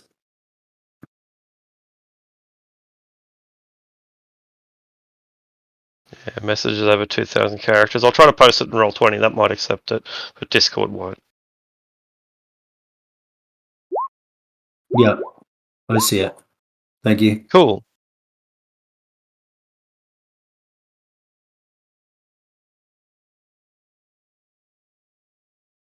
Gotcha.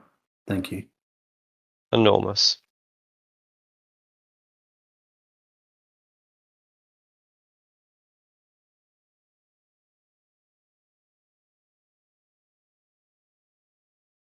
These prices are very, very. They're a lot lower than I expected for some of these items.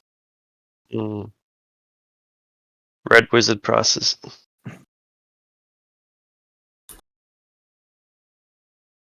mean, like Wow, she's got an what? oath bow. We like +3 weapons, 10k each. Like, damn.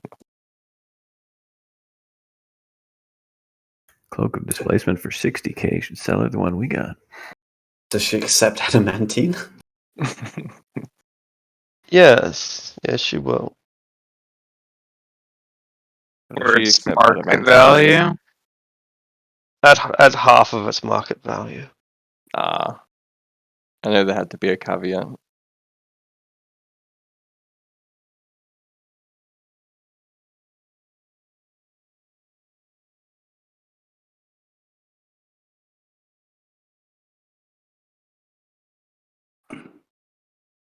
Mm.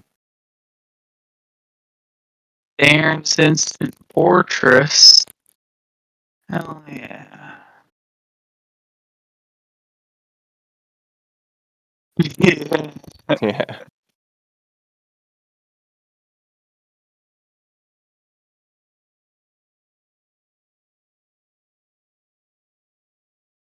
The low price of 80,000, you can have an Instant Fortress.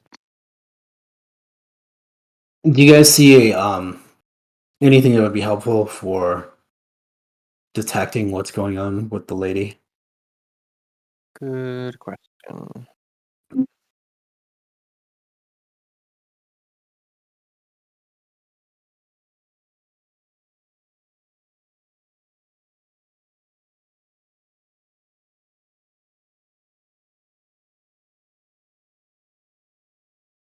Hmm.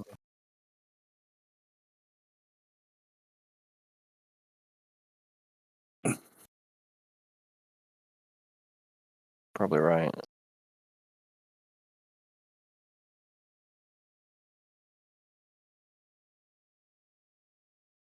I'm making the eyes emoji at that Holy Avenger at the bottom. Yeah, that's what I was thinking of for you. Although we could afford it, it would set us back an unreasonable amount of money, so I'm not even going to try to ask. 2d10 on every attack, though. Delicious. Artisan gives you his share because he has no use for monetary value. Yeah, I wouldn't feel so bad about it if we had split it between us and it was my money to spend, but it's a communal pool I as well. thought it was our money to spend, the adamantine and stuff. Yeah, it's like a party fund, though. It's not like we've split it amongst ourselves. No, I thought it was because I thought We Morgan had did his 100 part each. on the army. Yeah, I thought it was. We have 100 of this each. That's your Really? gold. It's your adamantine. You do what you wish with it. Yeah, I thought that's how it was working. I must have not been present for that then. I don't remember that. 100 manthrall and 100 adamantine each. Alright, let me just calculate that and see what my budget is then.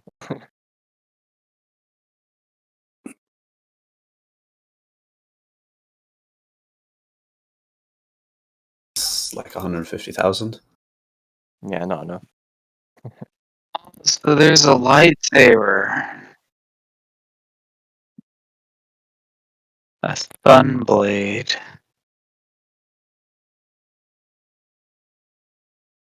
I also think Holy Avengers are swords, aren't they? And I'm a polearm specialist, so that would be a bit of a waste. Just redo your whole build. Yeah. You can't swap out feats, though, as far as I'm aware, so rip.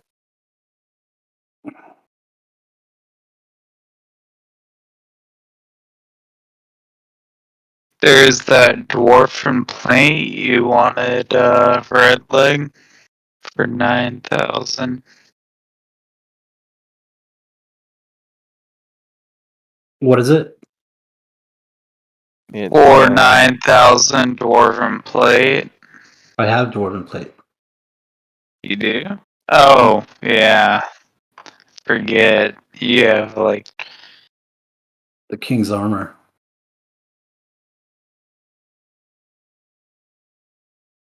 all-purpose tool. It's a mace of smithing. God, there's so much cool stuff here. I know. Where's the... What's the... How was the cost of the Mace of Smithing? 8,000.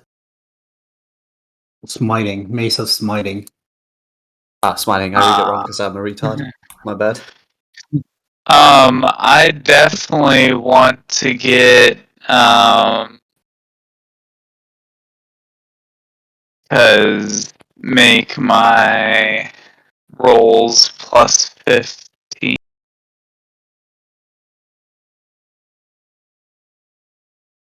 Some of these items are absolutely insane. The talisman of... Like, the talisman of pure good, for example. If I were to get that, then I could point at an evil aligned creature. It makes a DC 20 dex save, and if it fails, it just dies. It's just erased from existence.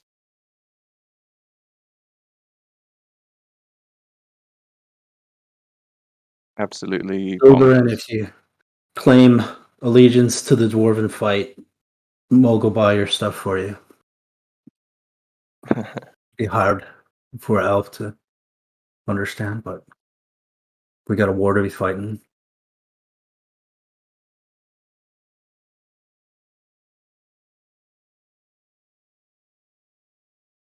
Wait, does all-purpose tools not increase your smithing capability? Just as a arcane focus?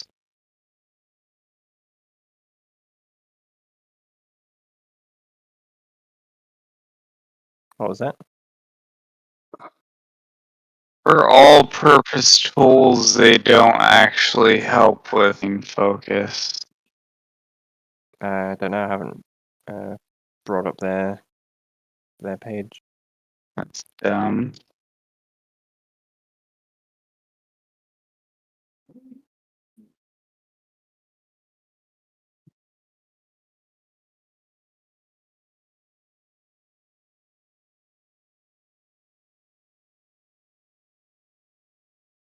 If she only buys the adamantine at half its value, then my actual budget is much lower than this. Yeah, adamantine half value. But the mithril at full? Or is that also half? No, mithril also half. Yeah. Halves my budget.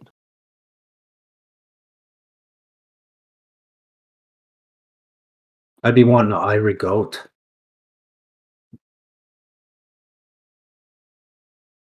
A what?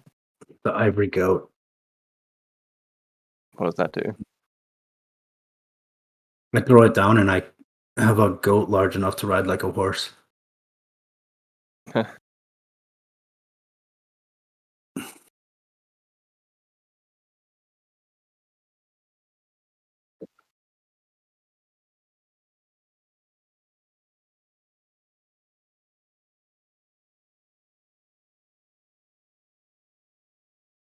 Yeah, that would be pretty cool.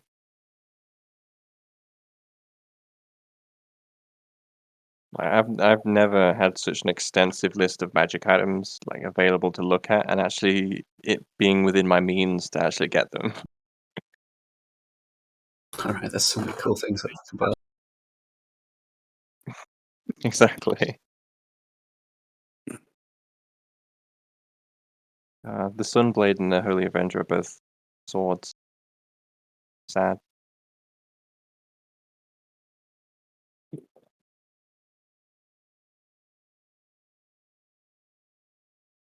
I don't know.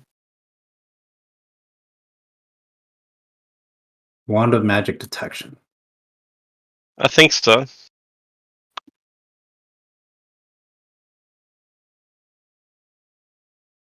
The Dark Angels do it, so why not us?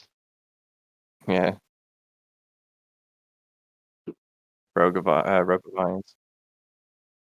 Oh, oh my God! Your perception's already so high, having advantage on them. Jesus, that is crazy. Amazing, but crazy.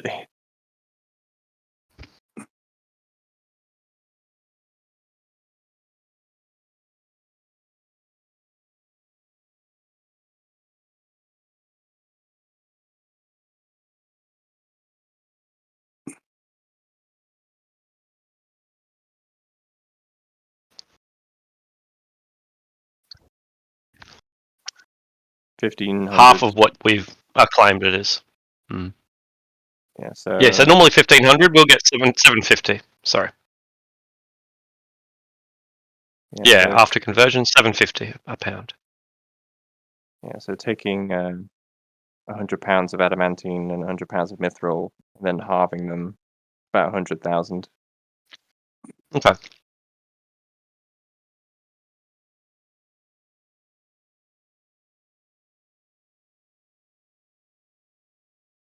think so. I'm not entirely sure.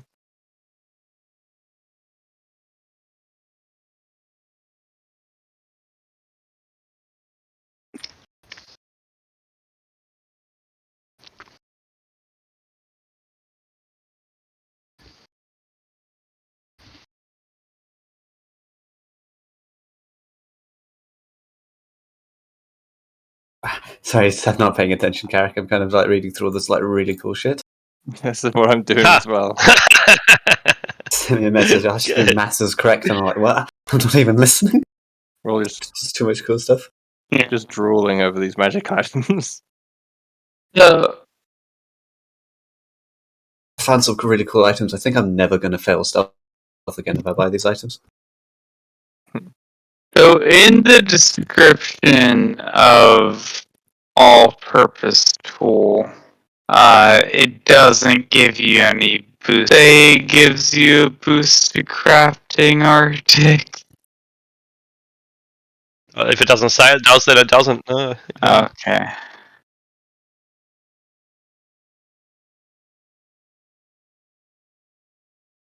No. They're consummate merchants. If anything, she'll offer you less, like 80%, but she offers you the full. Yeah, they're an economic powerhouse, and they sell really, really cheap magic items, but they don't let themselves get ripped off in any other way.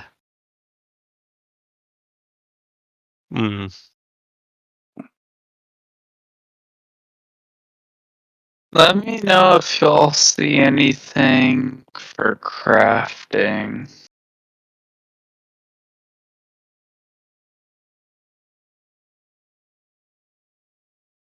What is that about?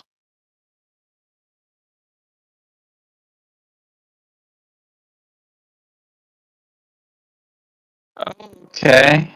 I have expertise on all my tools, so yeah, I'll do that.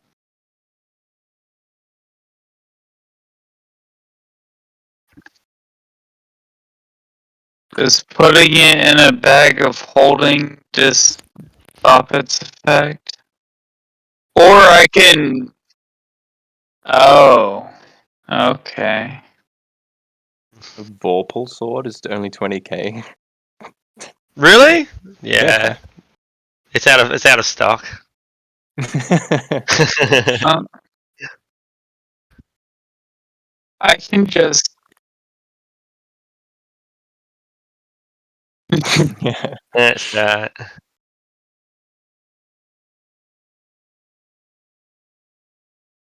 I could just whatchamacallit, keep hitting or using tool checks.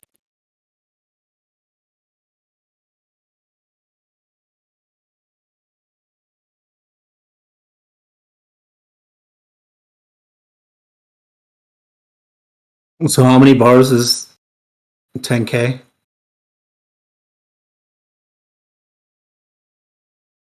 Oh, yeah, like how many bars of adamantine and mithril? How much is each bar?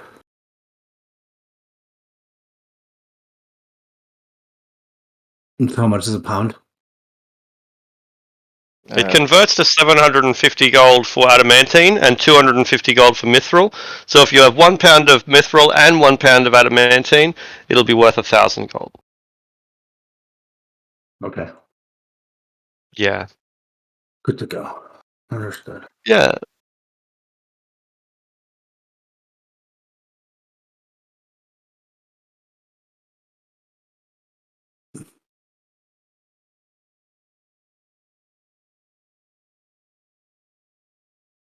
So what are There's the spells of healing?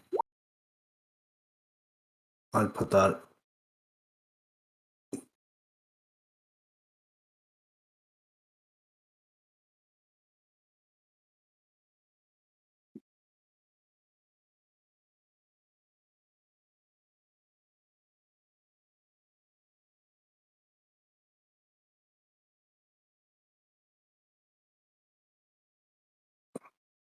That about dark vision?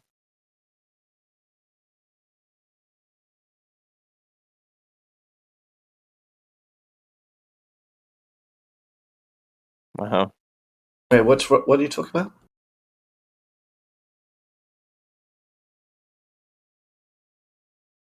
The robe of eyes, yeah. Sweet. So there's a few magic items I want to buy. I think All we right. all are. Price or all the separate magic items, and then how much I give her.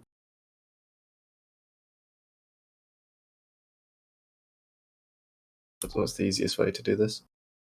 So how much is the price? Yeah, of your items. 20,000 in total. All right. So do you have 20 bars of mithril and 20 bars of adamantine? I was just going to give over because I divided by adamantine. I was just going to give over 27 bars of adamantine. Right. Yeah, sure. All right. Yeah, that sounds right. 27 would be the equivalent. So yeah, the transaction done. One happy Thayan. Nice. Yeah. I just gotta add all these magic items to my thing now. And so, like, they're doing a roaring trade here. They're selling a lot of gear, but when you think of it from their perspective, hundreds of pounds of mithril and adamantine have just come into Thayan forges, so they're pretty happy.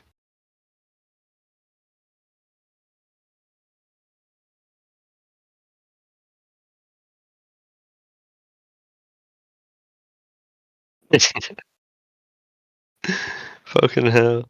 Hey, what else? Can you see invisible and stuff like that? Because Right. why What, wouldn't permanently? you? Permanent and see invisible 120 feet. I'll have to remember that because, like, I'll inevitably forget, but I'll try to remember that.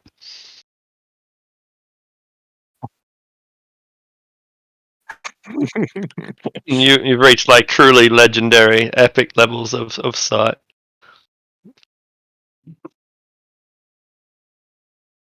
Funny.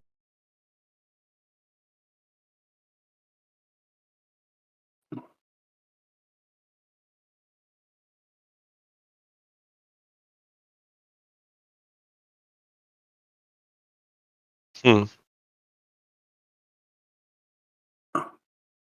Um, how much would the mastery?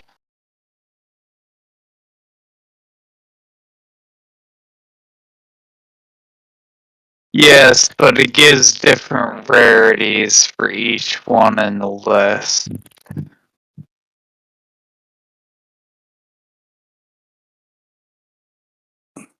Hmm. Hmm. That's it.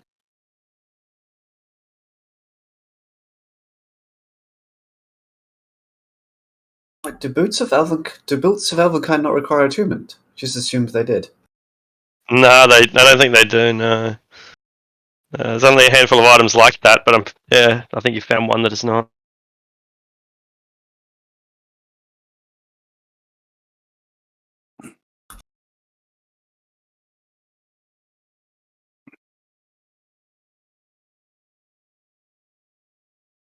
Oh, I'm definitely taking one.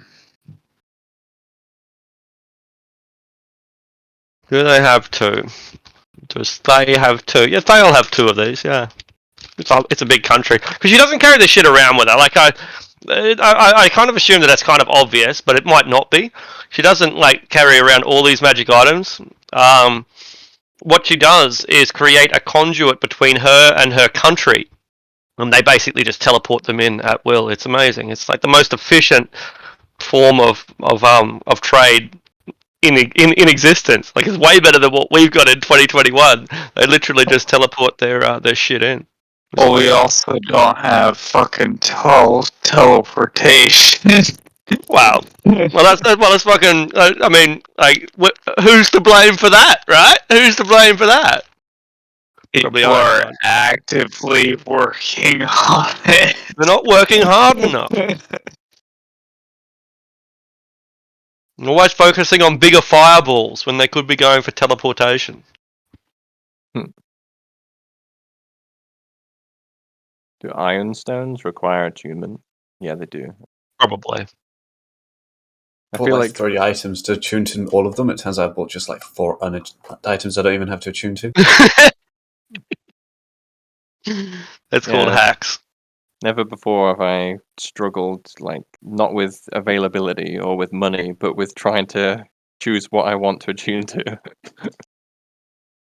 I think I'm going to get the Dwarven Thrower.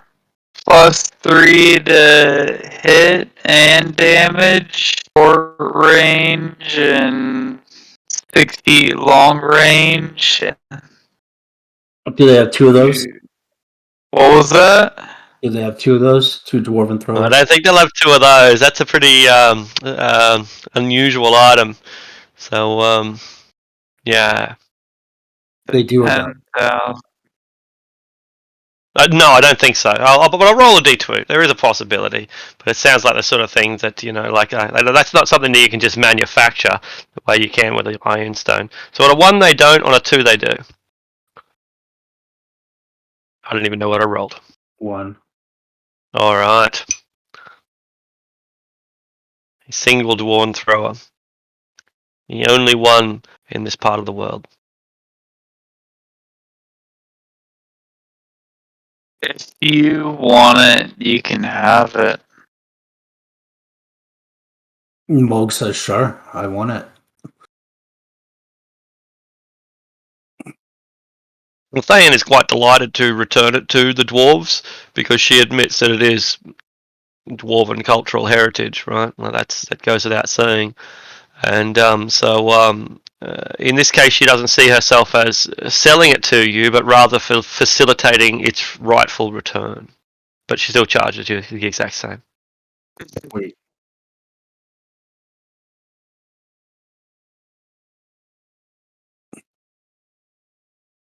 So, like Thay's, Raquel, the Thayan, is very buoyed by all of this business. It's great to make this much money. That's great. But the way she sees it, this is the beginning of a relationship between us. Fae has a really bad reputation. They are the generic wizards that conquer their neighbors and have slaves and raise armies of undead. And, they're bad fuckers, the Thayans. They got a really bad reputation. But we're doing such great business here. And you've clearly got access to all sorts of mithril, and the fact that you're arming yourself to the teeth means that you're likely to go back and get stuff that's really valuable again. So she sees you as repeat customers. But that's good for Thay, because wherever you set yourselves up, she offers to petition for a Thayan enclave, where they will basically set up a permanent base within your realm if you are interested. Which is what they intend to do here in Harndorf. Or possibly. It's an idea.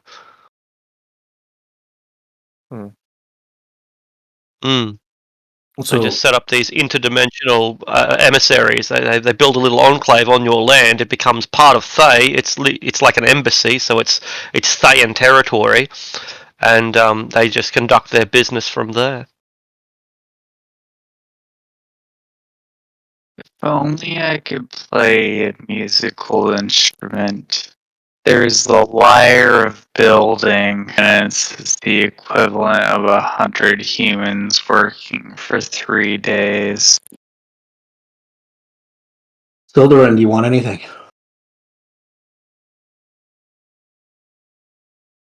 What's that, sorry? Did you want anything?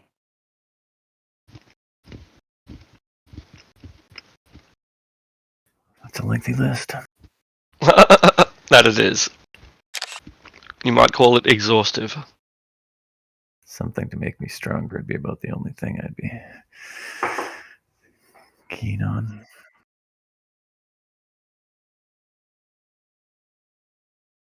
Is there any limit to the amount of items we can buy as long as we can afford it?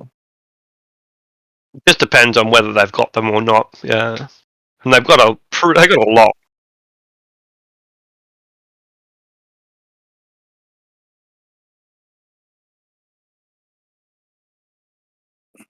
That would help.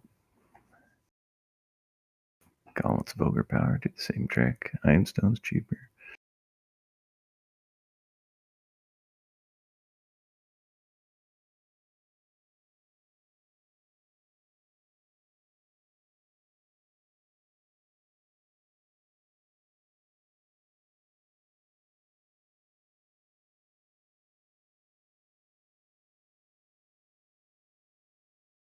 Is there the animate shield thing? What? It is. Animated shield. How many potions of greater healing do they have? 700. There's a potion of mind reading. We could go back and someone can take that and listen to the thoughts of the lady. I think when you read someone's mind, though, they're aware of it. Oh, if you listen to their surface thoughts, I think that's how it goes. Yeah, that's right. Surface thoughts are fine. If you probe deeper, they know someone's reading it, whether they pass or not. Alright, I see. So if we're in conversation with her and she's looking up, would that be a surface thought of what she's listening to? Generally, yeah. Like, people generally keep what they're currently talking about on their surface mind. You know, if you know you're being observed, it might be a little bit different. But in general, we're quite unguarded with our surface thoughts. But that won't reveal deep opinions. It just more reveals the fact that she is thinking of something rather than what she thinks about something. Yeah. Yeah. Alright, I think I've got my final list. It comes to a total of 65,000. Technically double that because she's only taking it for half price. So much. I was spending all that. Yeah, like, are we still buying armies and castles and shit, or have we just like blown the budget on toys? So how much? If it costs 10,000, it's only 5,000, or it's full price. It's full price, but your adamantine's only worth half value. Okay. And so your mithril as well are only worth half value. So if you have cash, you can get some really great deals. If you don't have cash, then a mithril is not a great exchange rate. I'm just getting Okay. the thrower. Right, here are the Cool. items I'd like to purchase if they are in stock and available. Yes, yes. I'd like to buy a +3 weapon enhancement, Easy. +3 armor enhancement, Yep, no problem. a ring of evasion, Yep. and an armor of invulnerability enchantment. Ooh, armor of invulnerability. Gives me resistance to all non-magical damage. Yep, they've got them. All right. Jesus.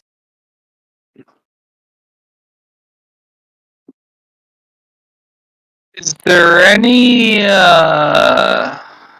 cantrips from any class that do well, do you think? Huh? Because if I get the any cantrip from any spell list for 8 the spell tattoo? hours, and I get no the I can use it as a cantrip. Let me see if I can pull that up.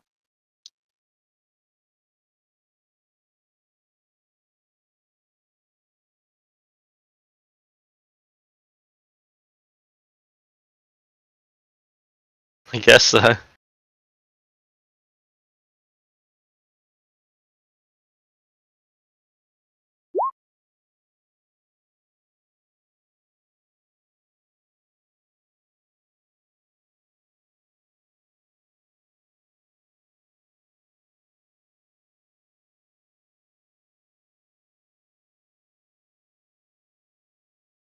Hmm. I linked the all-purpose tool in the Discord.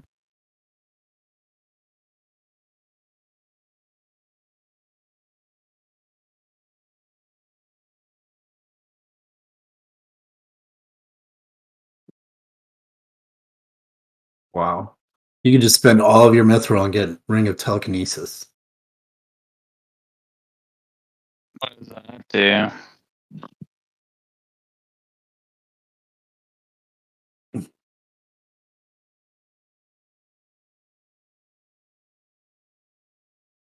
Hammer of Wait. Thunderbolts is there, but it doesn't have the belt. So you need all three.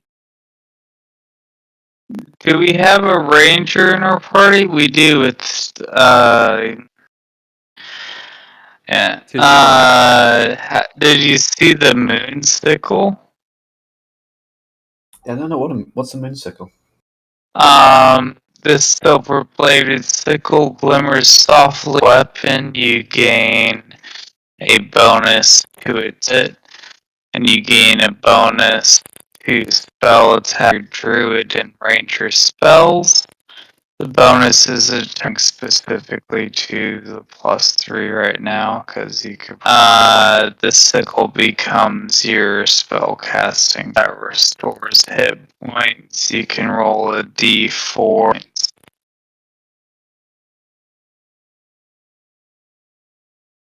Hmm. I think that's good, but I don't have any. I don't have any offensive ranger spells. Also, just to be totally clear, so I'm not going to pull a gotcha in the future or anything like that. I accidentally left out a feature of the armor of invulnerability.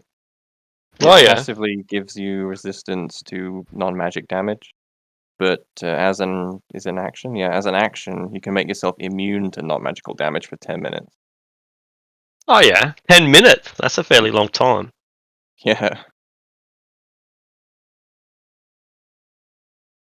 Yeah, so this is a legendary magic item, apparently. How much did it cost? Let me check. It wasn't very much. Yeah, these prices suck, but oh well, they're done now. 20,000, that's all. 20,000 is way too cheap. Should be like 50,000.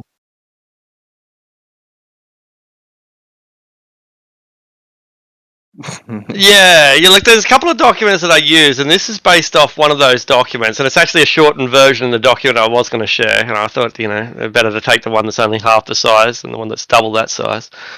But the arbitrary prices are pretty bad. They're pretty bad, and there's no guidelines for people, so you can't blame them.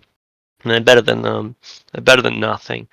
And but I don't mind it that much because the different price lists can represent different sellers, and the Thayans are they're doing just this. They're trying to make things really cheap and trying to distribute and trying to buy a lot of goodwill with their cheap magic items. It's kind of like a modern superpower selling cheap assault rifles to to some sort of client state. It's a bit like that. They're trying to buy goodwill by undercutting themselves. I mean, as powerful as these items are, it's more like cheap tactical nukes. Yeah, that's right. And it'll change the nature of this particular campaign, but that is the nature of this particular campaign. This group has, from the start, been about taking on things that are too big for them, and pulling through the skin of your teeth and reaping enormous rewards for it. So that's, I think, appropriate. Mm.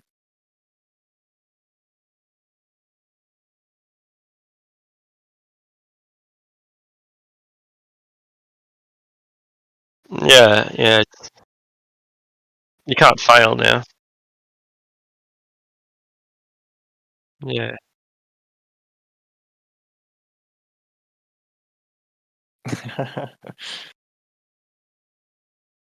So what's your minimum perception roll going to be?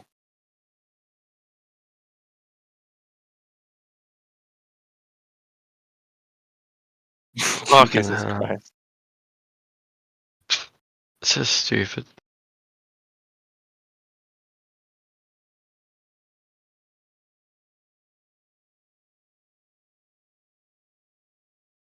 Huh.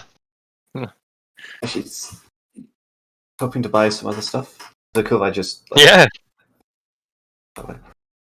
I kind of want to get the robe of eyes because do you have the robe of eyes? Or was it something else you were using? Oh, okay, never mind then. Thought I was being semi-original.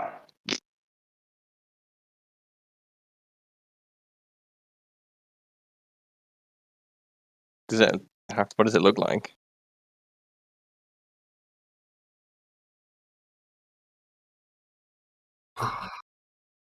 Yeah, That's very unnerving. that's pretty much it.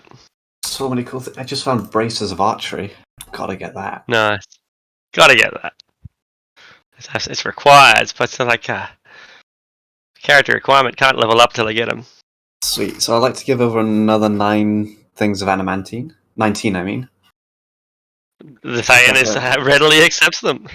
Cool. I want to get the stone of agility, and the braces. And I think it was like 20 plus 3 magic arrows.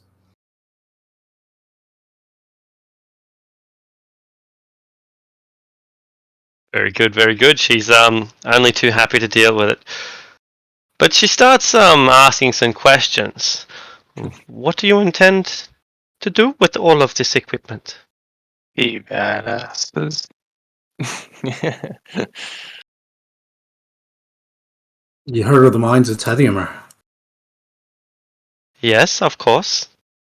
Aye, well, we are on a quest to be getting it back. But first, we're in a little sticky business here in the realm. It seems like there's some conspiracies about.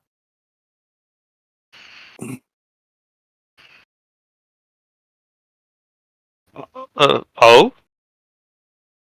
Aye, the dwarves declared independence. Of course. Looks like it's a little shady business from the Vaughn character. You know anything about him? Yes, I have met with Count Fawn. You know why he's putting the dwarves to the high taxes above and beyond what they're willing to pay? I believe that it is because of imposed tariffs relating to the war effort. The additional money is apparently going towards the protection of the state. Protection from who? He seems to be setting up his own army. The lady's not too happy. Bond seems to be independently going against the crown.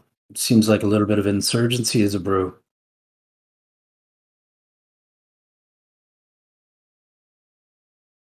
What say ye? Well, these are interesting times. Hormir is fragmenting, and it would make sense that the northern realms, which have already been disintegrating, the loss of the Stonelands and the loss of Gloriana, could be followed by the loss of the most northern provinces, such as Harndorf. Tilverton is already gone. I do not think that the Cormerians will press the claim of lands this far north anymore. It seems to be exactly what Vaughn was intending.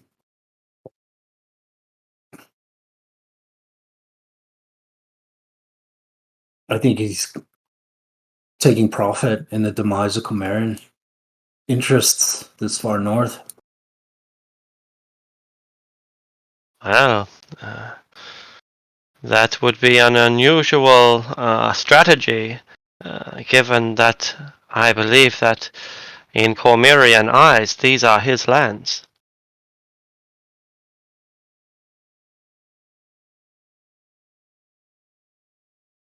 Why would a man sponsor the disintegration of his own property?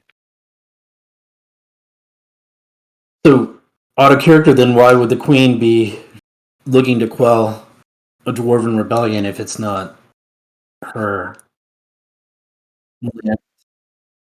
Well, and the lady, this isn't her kingdom or her part of the kingdom to manage. Why would she be interested in all in a dwarven succession?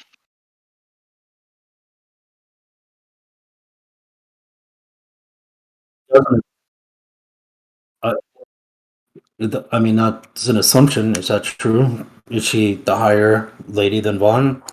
Does Vaughn report to her? Probably would be. She probably would be. So Arabelle's a city of 40,000 people. So the ruler of that you would suspect to be a powerful ruler, right? Whereas Vaughn's territory is open country that never actually reached to Tilverton, which is a town that's now been destroyed. So he's a count. The Lady Lord, is she a duchess or not? I don't know the answer to that if she's a duchess or not. But in any case, you can be confident that the ruler of Arabelle would be of a higher standing than the count of some open country. Whether or not she's directly in line of succession, that's another question. It's a valid one. And I think the answer is it's unclear. I think the answer is it's unclear because as you probably recall, that the Stonelands have disintegrated and Gloriana is no more, and Vaughn was really part of Gloriana, more or less. So if Gloriana has been abandoned, then does that make Vaughn's lands an independent kingdom as well? Maybe. It's unclear. And without a king to enforce it, there's no one to say which is right and which is wrong.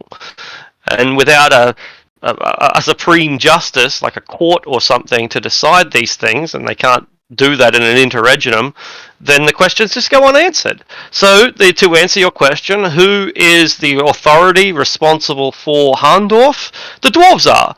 It's an autonomous realm ruled by the dwarves, but it borders Count Vaughn's territory, and it borders Lady Morwen's territory. So either of them have a legitimate claim to do something about it, because, you know, regency or states of the rulership of the crown or whatever. If an autonomous nation within your borders rises up, then you know, pretty much anyone has the right to quash that, I suppose, more or less. Maybe that's not quite true, but more or less. But if this same independent region rises up in land that is currently not under your control and may in fact no longer be your territory,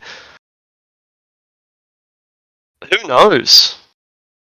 Might makes right at this point.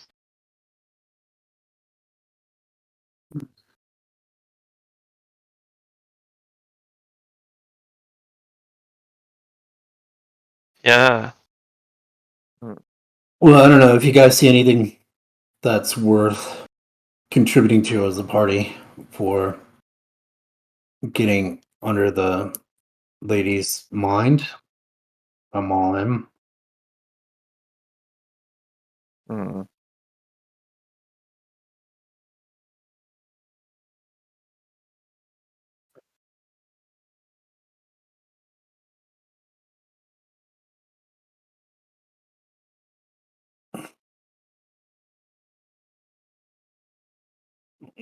Helm of telepathy. That's interesting. Certainly.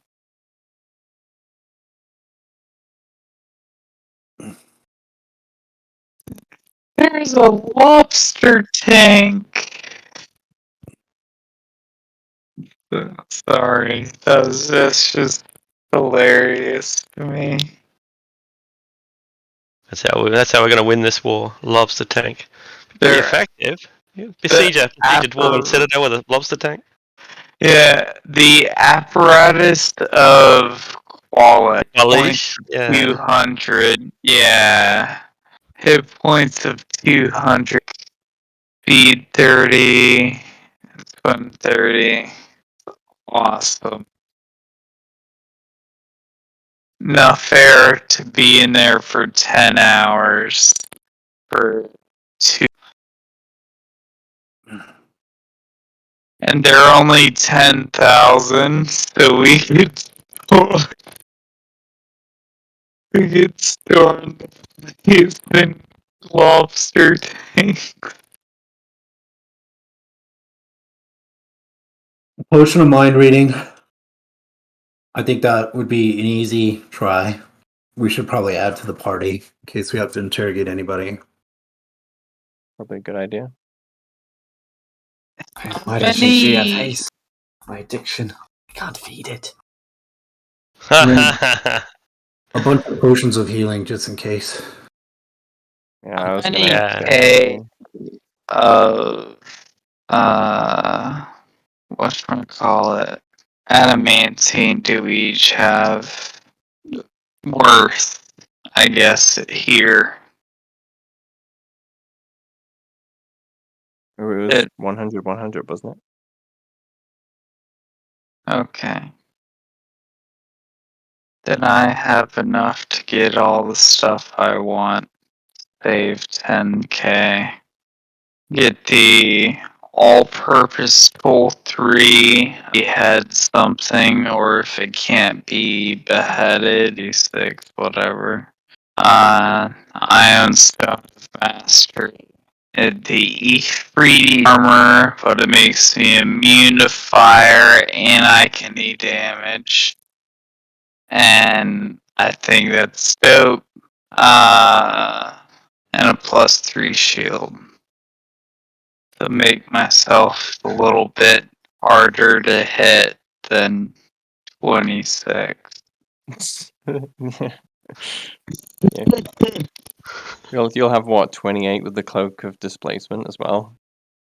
Yeah. That's so silly.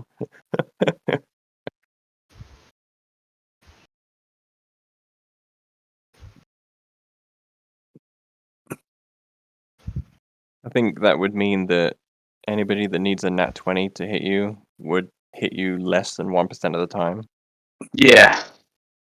It'll be great.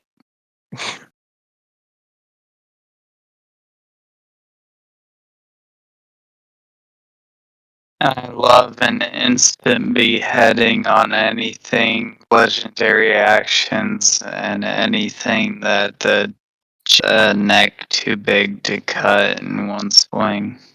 I'm afraid Oh. there are no Vorpal swords. Yeah, I was about to say the Vorpal sword is the one thing she's sold out of. Is there no Vorpal swords? That's right. You can put in an order for a Vorpal sword if you want. You'll have to pay You'll have to pay in advance. You know how long it took me to like search to what I wanted this entire time for something else awesome. So are we good? All right. So the mind reading and then some potions of healing. Yeah, How I'm many getting some potions as well.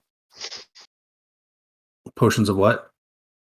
I was gonna get some potions of supreme healing, some potions of speed, and a potion of vitality. All in all, I think in order to get everything I want, I'm gonna have to give up 81 pounds of adamantine and mithril each. I bought an army and I got a thrower. Yeah. Sildren, did you want anything? No, it's fine. Cool. With how powerful I am now, you could say that I also bought now an army. Sure you don't want anything? I don't mind like giving you quite a bit of my adamantine if you want something cool. Don't want to be the one missing out on all the cool magic items. So I think we should, from a party, get a few potions of mind reading in case we have to interrogate a few folks to get to the bottom of things, or we get the helm. Someone wears the helm. Yeah, also, I'm gonna deduct 100 pounds of mithril and adamantine each from the party wealth, and then note down in my own inventory how much I have left, so I can keep track of it.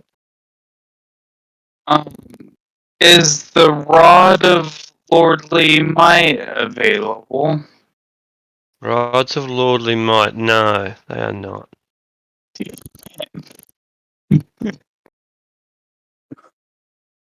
That thing's so cool.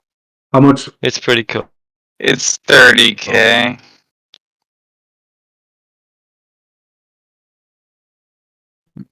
It'd be just like Artisan to have some shit like that.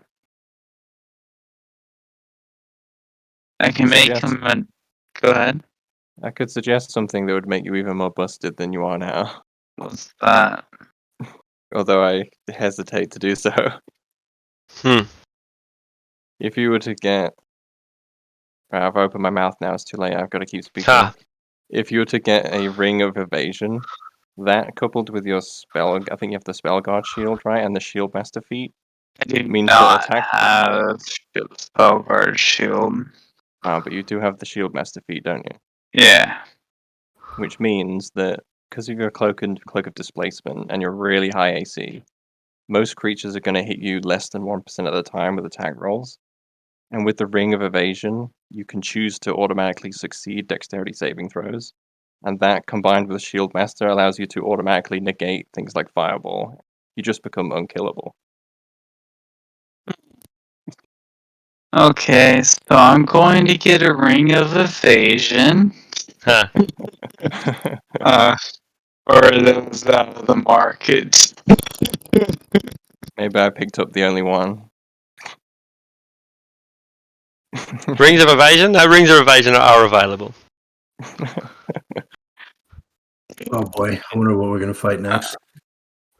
Yeah. 10 Pit Fiends. Yeah, With our Terminator armor, can't be stopped. they could buy just as much cool shit. How many bags of holding would she have? Oh, there's quite a few bags of holding, yeah. Okay. Like I that want to one? buy 3 then. Yep, they can sell you 3.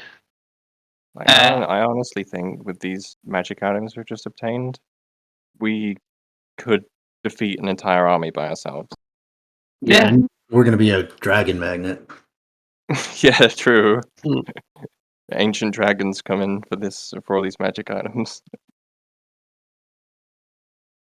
With the bags of holding, I also artificer infusion. So that's.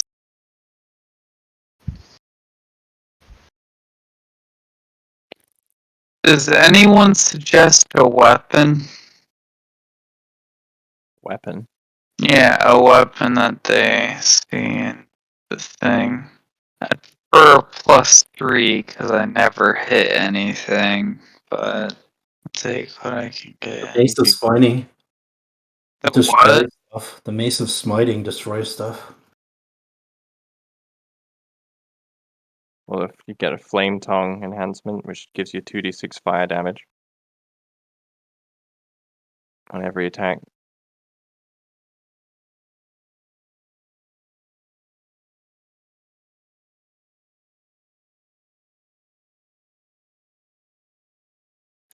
Flame tongue? Yeah, What's the flame one wand. of secrets? It Secret reveal secret doors. Yeah. Yeah.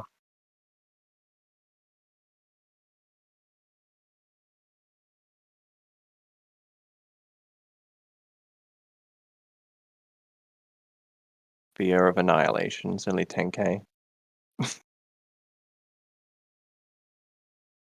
The helm of telepathy would change the game, but Wait, would a +3 sword tongue enchantment? Because it Plus- says any sword. Yeah, but I'm pretty sure you can have a +3 flame tongue. I'm pretty sure they're different enchantments, and I'm fairly sure they can stack. Okay.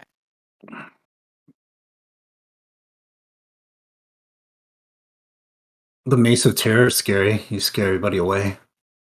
3 charges. People to run at me. I'm a sponge.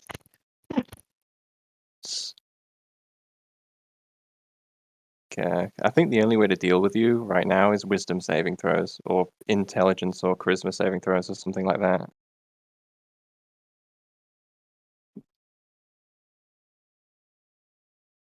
Because I just think any kind of attack, whether it's AoE or an attack roll, is just doomed to fail.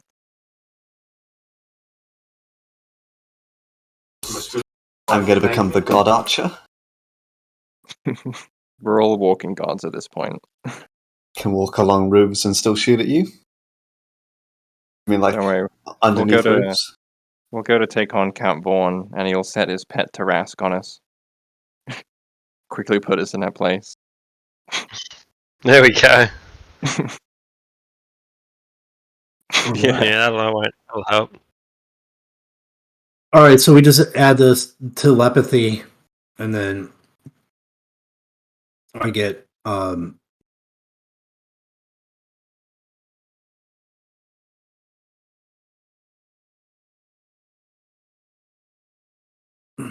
don't know. So look. What, the potion or the helm? ocean. So look.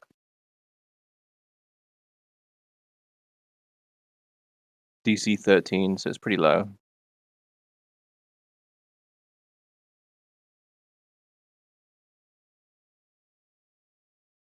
Flame tongue enchantment's just 4. So I will still have 6,000 left.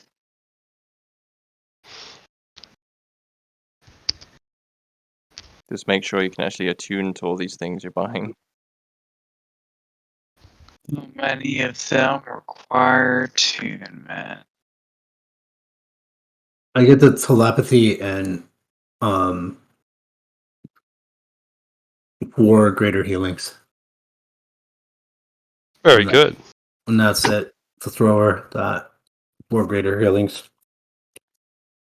And I'm down to 10 bars. Still got cash left over. Yeah. $10 each. After what I gave away. Hmm. +3 weapons require attunement. No. Pretty sure they don't know. Okay.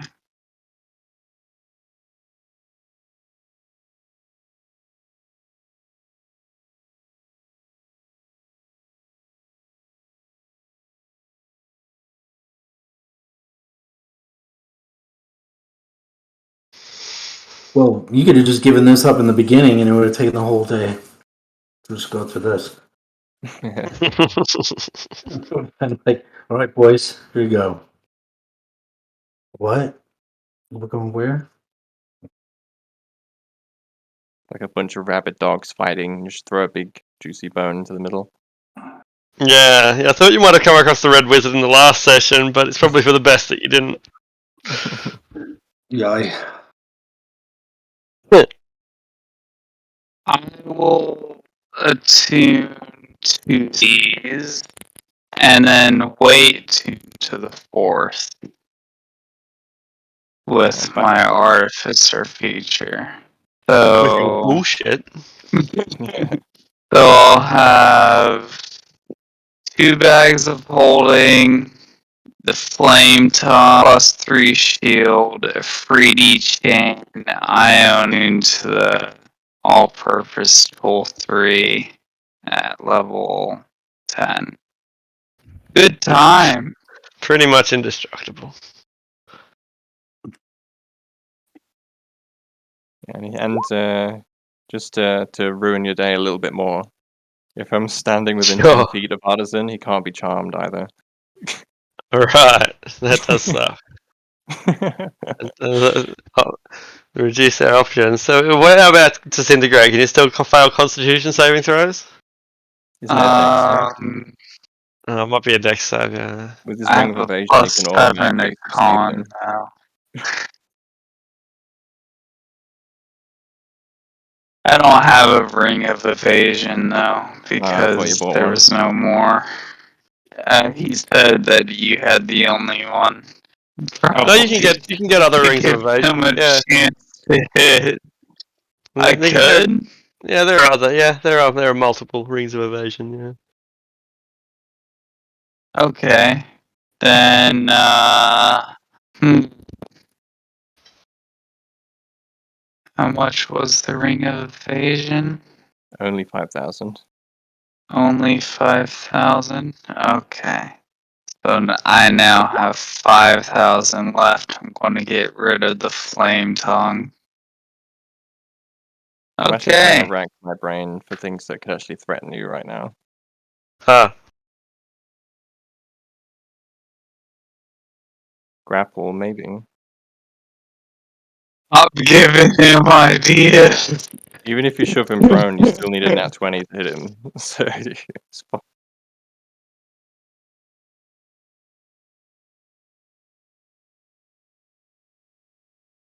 If you could restrain him somehow.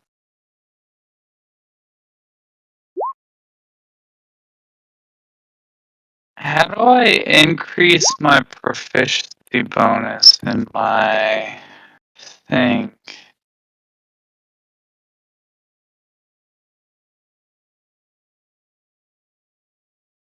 Yeah. Okay.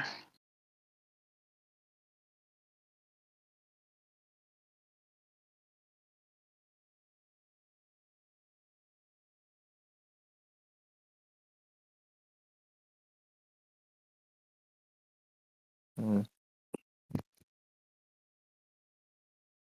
Power word kill could probably kill you with the amount of hit points you probably have at this level. But it's a 9th level spell. 70. Oh, I know it could threaten you. Even with all your magic items. Intellect devourers. Huh.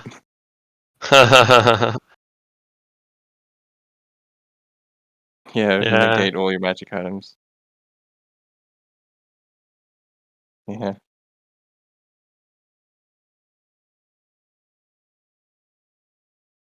We're only level 8 though. Like, I feel like the magic items we have for this level are absolutely obscene.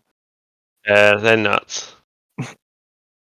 Can confirm. I haven't seen. I don't know if I've seen anything like this before. This is outrageous.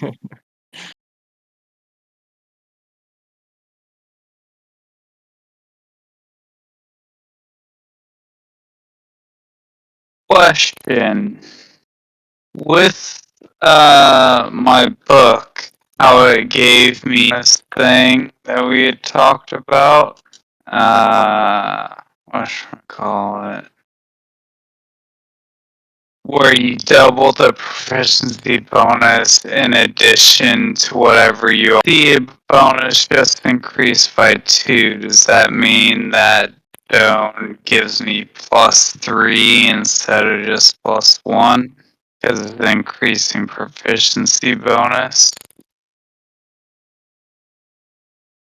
Yes, but with the expertise and then with the excellent craftsmanship, it's an addition to 1.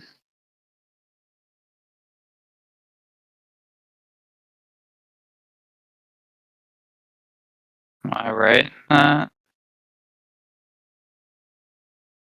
Are we done shopping? I think so. All right. All right. So, what comes next? Whatever we please, I suppose. It sure does. We are in Harndorf. We have talked to the Red Wizard and liaised with them. We have some concept of the political situation here. We know that there are still some 10,000 troops mustering down in Arabelle. What do we want to do? I think What the do you plan is want? still to deal with Count Vaughan, isn't it? How do we go about doing that?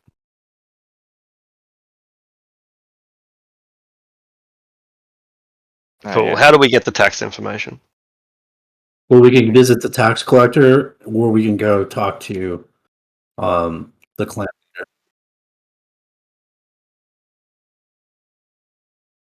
Sounds good to me. And Yep, and it is. Put the thumbs on the tax collector and see why he's raising the taxes, but it's up to Uncle. It is. Let's go. Sure.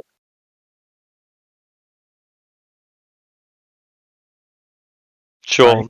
Yeah, so it turns out that the tax collector isn't from here. The tax collector is a human that comes in externally. He doesn't live here. He just comes here to collect the taxes. But they do have records of what they've paid, and it is exorbitant. A 10% tax is pretty normal. A lot of civilizations will pay an extra 10% to, say, the church, not to the government, some external organisation. But a tithe tax of 10% for your government, and then 10% for example, the church is relatively standard, which is a lot of tax. 20% is pretty high, and some people only pay the 10%. This is closer to 25%, not including any sort of religious tithe. So it's 2.5 times as large as can be expected.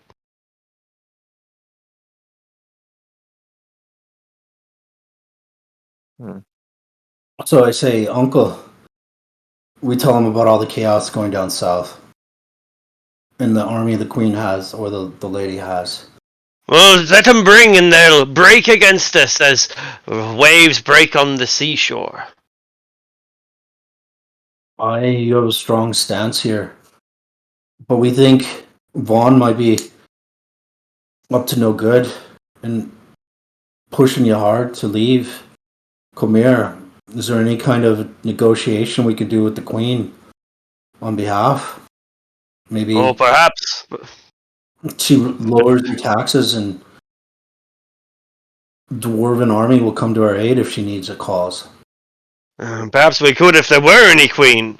But as it stands, there's no king that sits on the throne, only that princess regent. And her rule of law barely extends through the streets of the capital city. Certainly not all the way up here. As for the Lady Lord, well, I don't know what her intentions are. But if she wants to do a war, then I can guarantee her that more human blood will be spilled than dwarven. I will, but what could we do? What would you be willing to barter?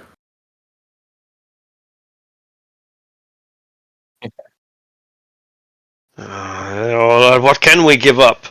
We're I- independent now. Would you be asking us to rescind the very claim that we've made and to back down like dogs? Well, they give you independence to do what you will here. Autonomy is not the same thing.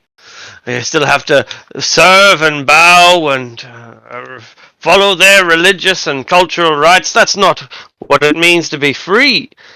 These are our lands, ancestral lands. We were here when the humans were still just monkeys. We were. I know. This is our cause is just, and I served under a good sovereign, King Azun IV. He wasn't bad. But now's the time to break away. For what if someone like Vaughn sits on the throne? And we've already acquiesced. We can't have a second rebellion. It's now or never, son. While we've got the chance.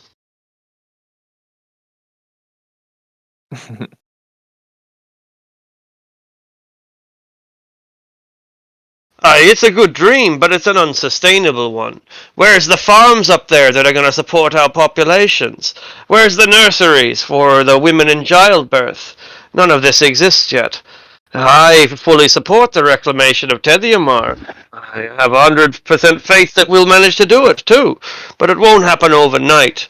And it would be poor governance to move an entire settlement up there to live in the mountain wilderness before its time. Yeah, I was going to say, perhaps, like out of character, perhaps Phoenix village could trade food to them, and they trade ores back in return. They could have a little arrangement. If there's some kind of trade agreement that wants to be proposed, then we are all ears. But we can hardly make an agreement if we haven't seen what we're working with, can we? Hahndorf is our home. And if you think that we're going to abandon it overnight, then you're not listening. We wouldn't have declared independence if we wanted to leave.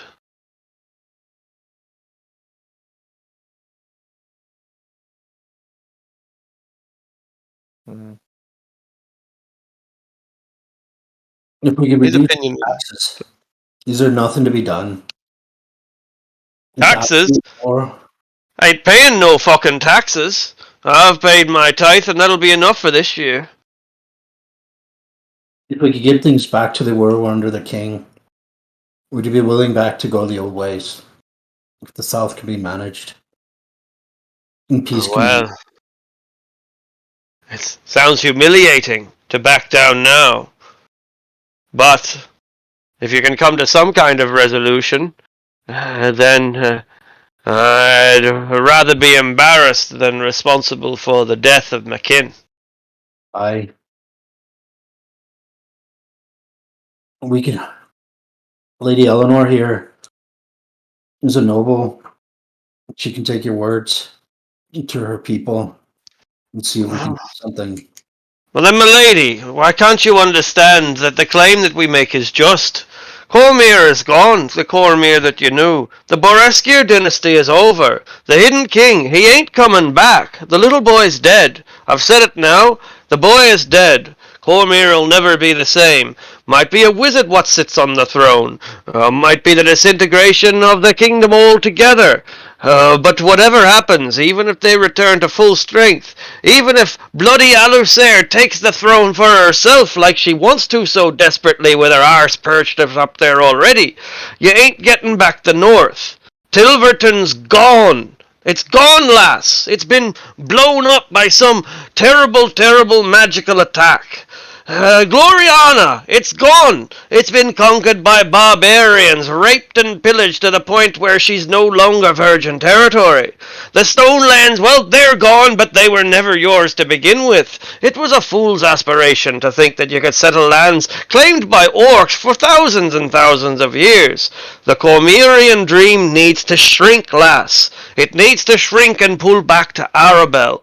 These ain't your lands anymore. It's time for you to tell that to the Princess Regent. Mm. There's definitely some reason in what you say. It's not for me to make that decision, though.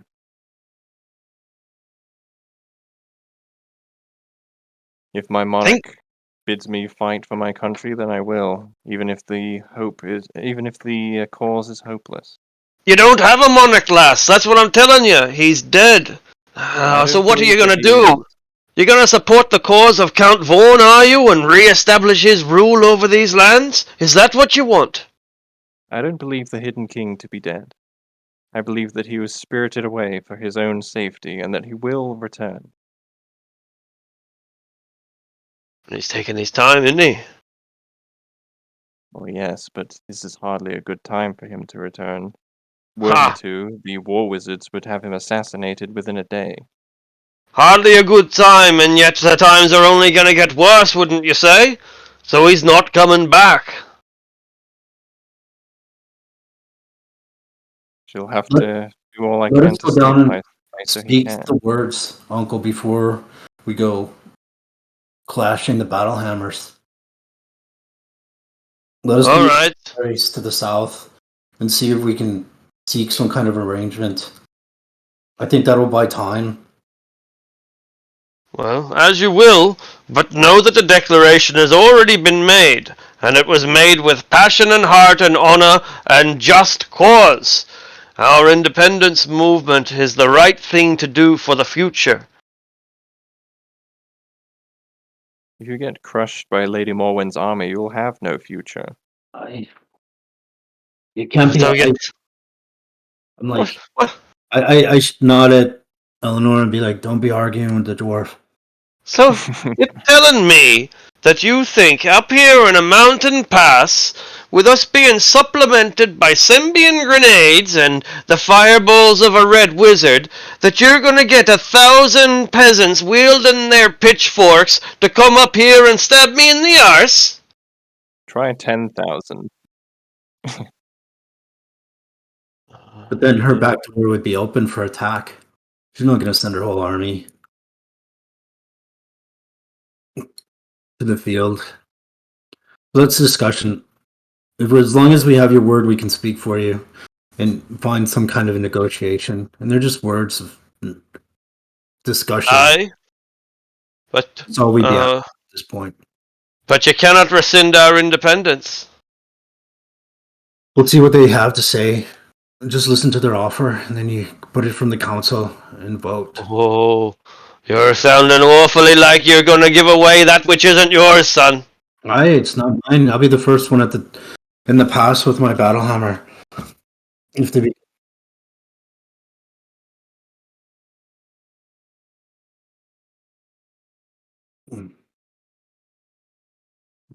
Don't we need to make a contract?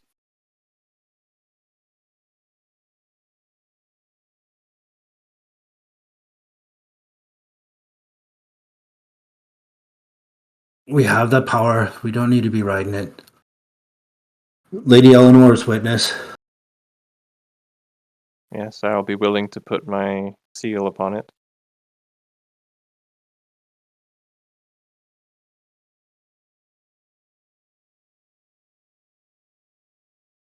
Well then, I think that we've got no more to talk about. Why?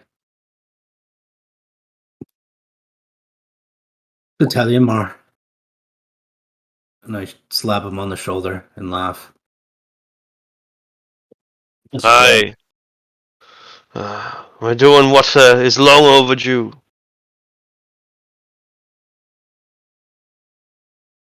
Right, so do we want to do anything else? Nothing that immediately comes to mind.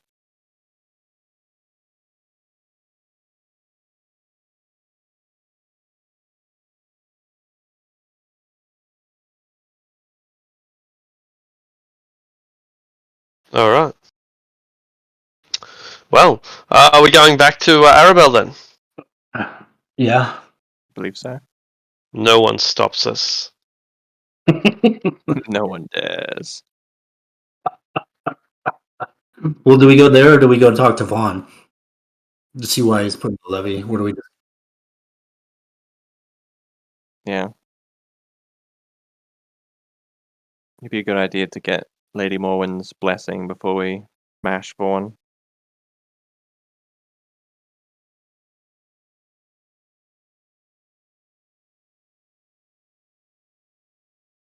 Mm.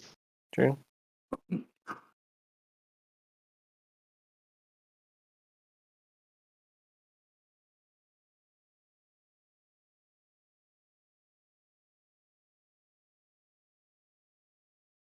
Fine with me.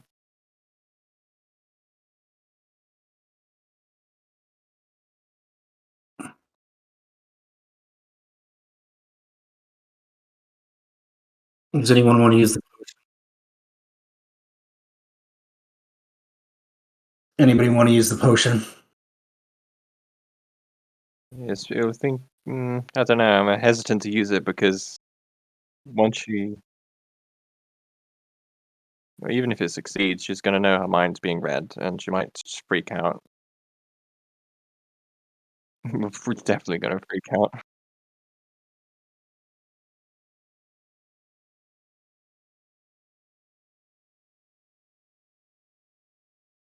Yeah, I'm not sure whether looking at somebody with my divine sense has any kind of physical effects or not. Anything immediately obvious.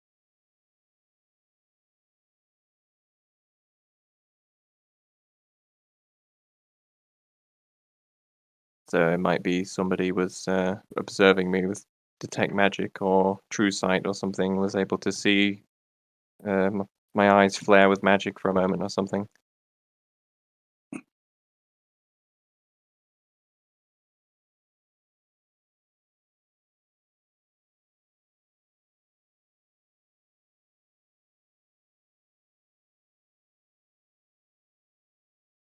Quite possibly.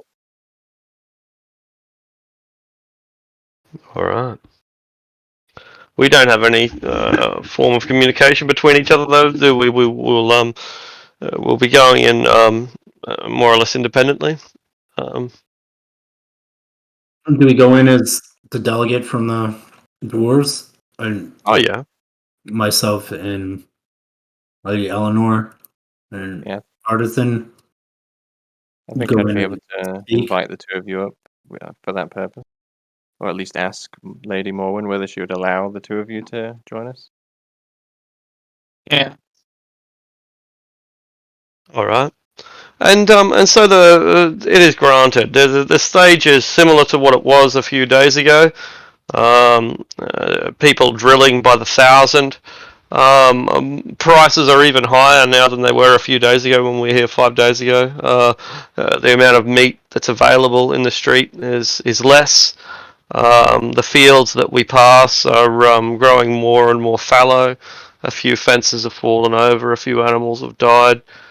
Then the weeds are beginning to choke out the paddocks. Well, it's winter, Um, right? what's that? It was fall when we left. Is it what? Is it still fall? Is it? Yeah, it's only been a couple of days. Like I think it took us 2 days to get up to the dwarves, and then 2 days to get back. So it's only a few days. But even in those few days, without people to give water to the cows are going to die because no one's giving them any water. Yeah, pretty. It's because it's been going on before we were here. Like these drillings have been happening for a couple of weeks now, 10 days or a month or something, and so you notice it when you're coming through, but it's really kind of reaching that crucial point those last couple of days. If they'd only been away for 5 days, then the farm's going to be just fine. It'll be okay. But now that they've been away for 15 or 20 days, it's really starting to be obvious. Yeah. Yeah, yeah. Like if a fence falls over, then you got to get that fence fixed today. Because if you don't, everything that lives in behind the fence is going to get out, and those sort of small and absolutely necessary daily maintenance things just haven't happened, and it's becoming apparent. Yeah. Be asking her what war she's preparing for. Who's going to attack her? Good question.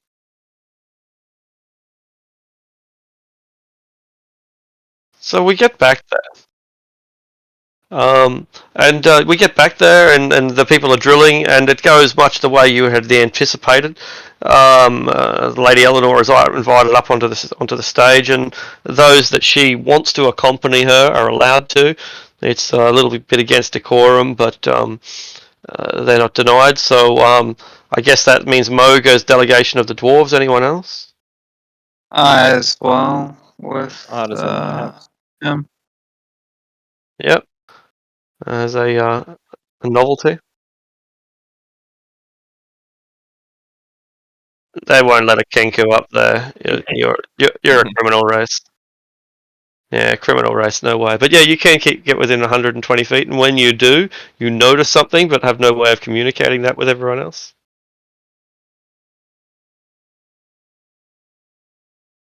Indeed. With your minimum perception of 22. Right. No, you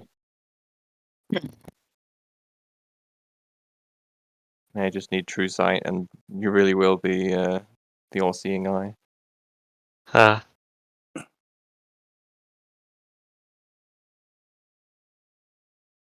All right. I could use sending to send a short message. It would help. Good. So will you be near Carrick? Will you be near Flightless?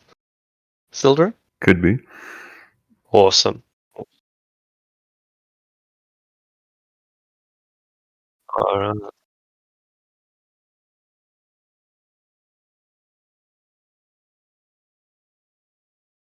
All right. So it's likely that you do send the message relatively quickly, but I'll obviously let you decide the priority of that.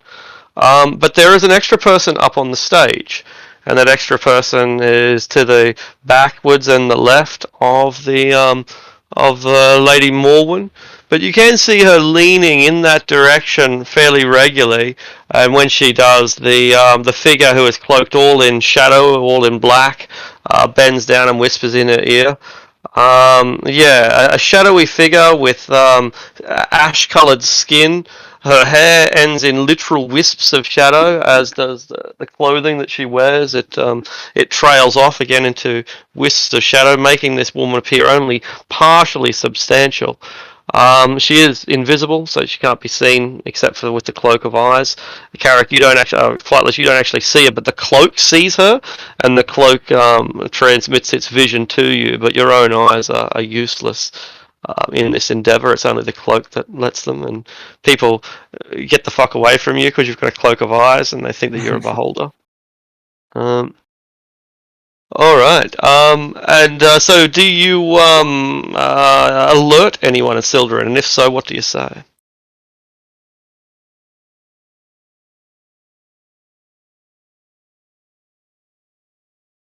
Well, I can't see any of this, right? So No.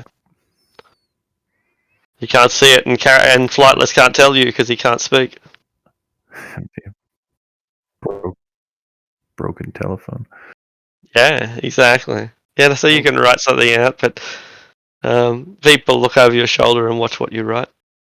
Out of curiosity, can Finnick see it because he's marked? I'm not sure where Finnick is.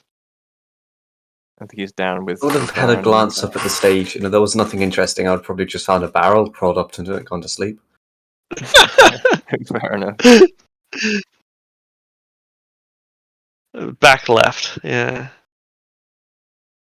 And we are to the right.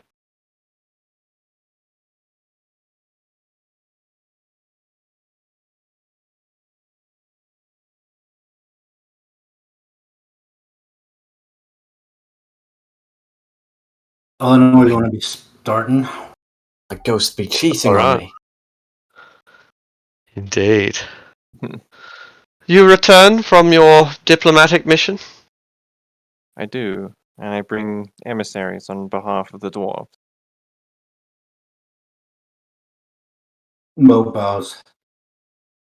May I Pleased to meet you, introduce- I am sure. May I introduce Moog Stormlook and Artisan?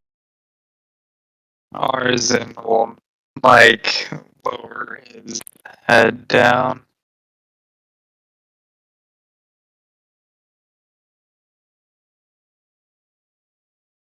We believe we may have found a solution to the problem regarding the dwarves. Oh? They have decided to rescind their foolish claims?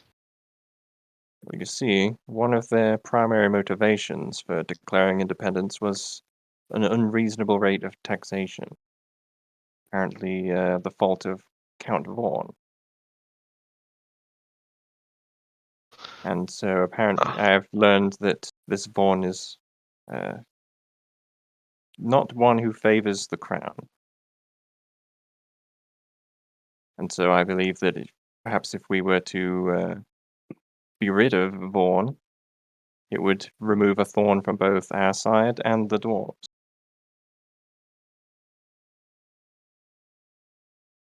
Hmm. I see. But, they will have to relinquish their idiocy. They will have to publicly apologize and make clear that what they did was a theatrical jest rather than something serious. For serious measures require a serious response. Aye, lady. But Benowen seems to be Vaughn is the one that's forced the rebellion by the taxation that's unbearable. He knew, right, what the dwarves would be doing by doing such. He caused them to do this. Before the dwarves will be backing down, they want your word on what you could be giving them and guaranteeing that such unfair levies won't be taxed on them in such trying times. It looks like she's going to say something, but then instead she leans to her left and her demeanor changes. She lowers the finger that she had raised, and the point that she was trying to make seems to have lost a lot of its importance. Well, that is curious.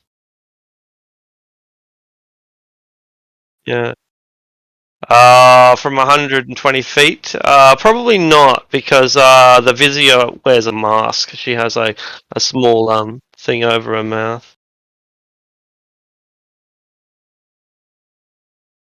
I guess after Flightless scribbles out the message on the paper, I'll send it off to Eleanor. All right. Mm. Hearing that, I just try my absolute best to keep a poker face and not let my brow furrow too much with this grave information.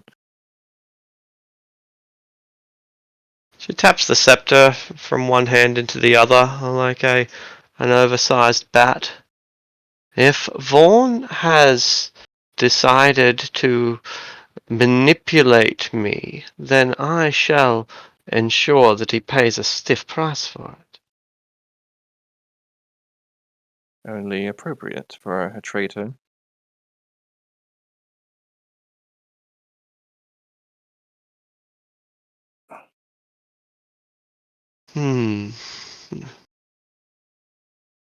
Well, do you have any advice that you would like to impart? What do you think I should do? Well, me and my companions are quite capable, and depending on what kind of forces Vaughn has at his disposal, we may be able to handle the problem ourselves. There would be no need for you to commit any of your forces here. Speaking of which, for what purpose exactly are you rallying this many people? I'm not sure if I ask. For an emergency. It may be that society breaks down completely within the south, in which case we will be ready for it. It may be that the barbarians choose to invade from the north, in which case we will be ready for it. It may be that the orcs think that we are easy pickings right now, in which case we shall be ready for it. I see. Well, I couldn't help but notice that the farms are falling into disrepair. Prices are skyrocketing and are worse than my last visit. It would seem that society is falling around you even now.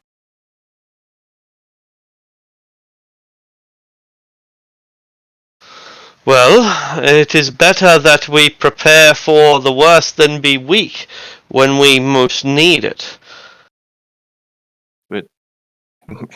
My lady, you and your subjects here will be weak from hunger and thirst.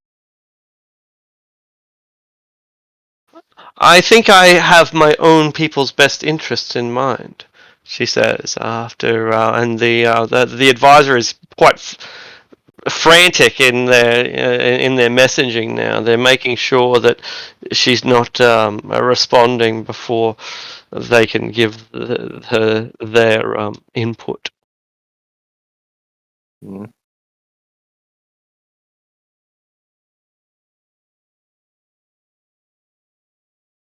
Well, forgive me if I have my doubts that you do. I believe you might be speaking for someone else, perhaps? You have doubts. You doubt that I, a paladin of Tyr, would not seek to look after my community. Look around you, Lady Morwen. Look at the state of the city. It worsens by the moment.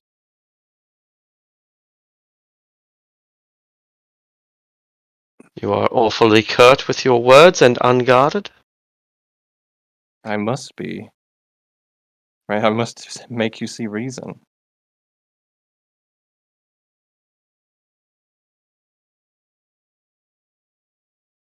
Hmm.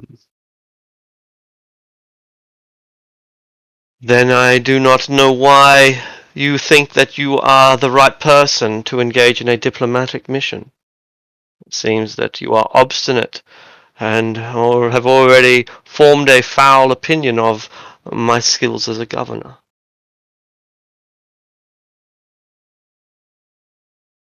Well, perhaps I have. The evidence is all around us, after all. I have the largest military outside of the capital city, and you think that I am making some poor decisions as I prepare for civil war? As there are literal barbarians on the doorstep? You might have the largest military, but not the means to sustain it, to feed it. I'd give it another month, maybe a few weeks at most, before your army is starving. Nonsense. Nonsense. You have spent no more time on a farm than the rest of the harlots in the Princess Regent's court. You know nothing of agriculture or of logistics. You are a mercenary and little more. But to call myself a knight, Ah, yes. A great knight with your retinue of dwarves and rabbits. they are trusted and loyal companions, which is more than I can say for yours. I'll cast my glance slightly up and to the left, trying to make eye contact with this invisible creature. What are you referring to? I think you know. She pauses and listens. Then she leans back. If there was a meal in front of her, it seems that her appetite has been lost, and she wipes away some plum sauce with a pure white napkin. I think I have heard enough. Guards, arrest these seditionists.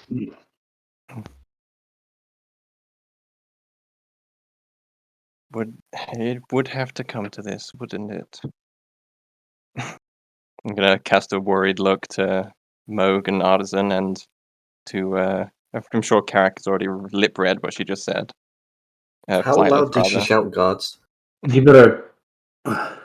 You better.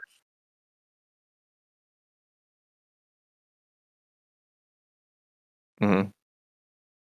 It's loud enough that if your passive perception is 15, you can hear it. You better Guess what? declare that you find her unfit because was she's gonna under the influence of dark magic, and you're claiming Mhm. power, temporary power over the city because you might be able to sway some guards. And then roll for initiative. Yeah. Roll for Just- initiative against 10,000 people. We're Yeah, not that'd be 10,000 people in our assembly. We could probably take who's in the area. All we have to beat her.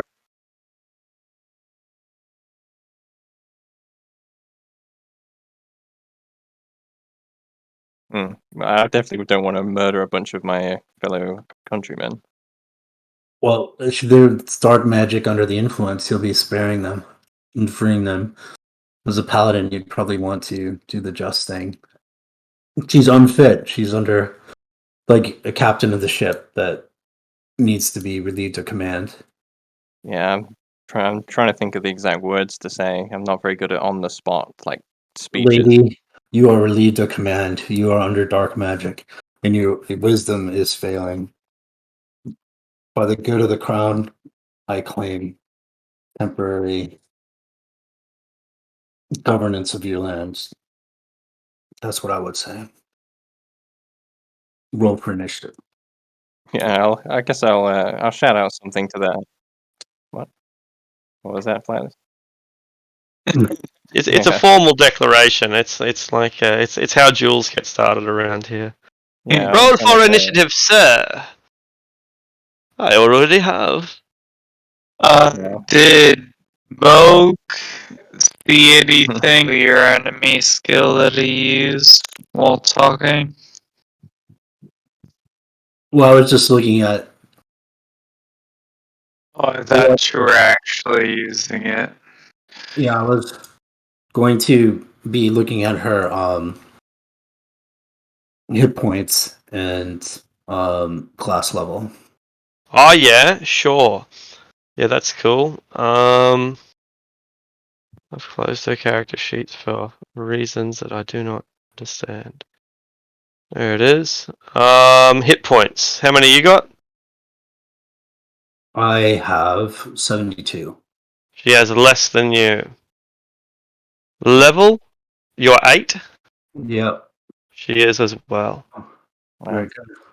Well, I was about to call out something to that effect that Moke described. So basically, declaring my name, declaring that the Lady of Arabelle has been bewitched by dark and sinister forces, and then saying to her personally that if you truly believe yourself fit to rule and fit to decide what is best for your people and prove it, I challenge you to a trial by combat. Let us see whose conviction burns brighter. You have no right to challenge me. You are the lesser daughter of a lesser noble. I am the Lady Lord of Arabelle. And I am a chosen paladin of Seomorph, the god of nobility, and I judge you to be unfit to bear your title. You can see the vizier is frantically trying to persuade her not to, but she is considering it with extreme prejudice, and so we'll give her a saving throw.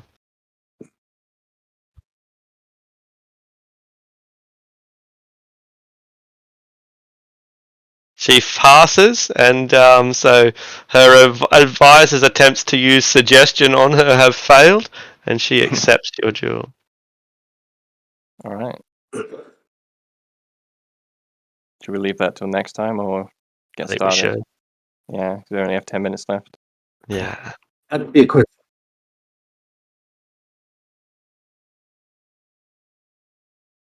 Oh, I thought that was coming at some stage, but it didn't.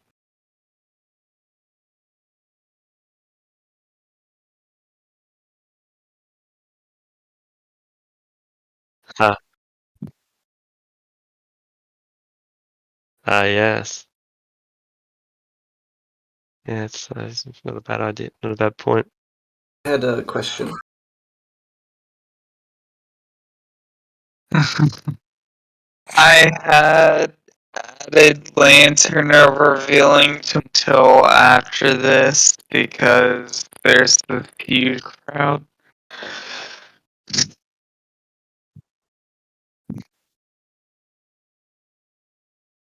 Yes. Thank you, everyone. See you next time. So, Arctic, if I look up from the stake Yeah. and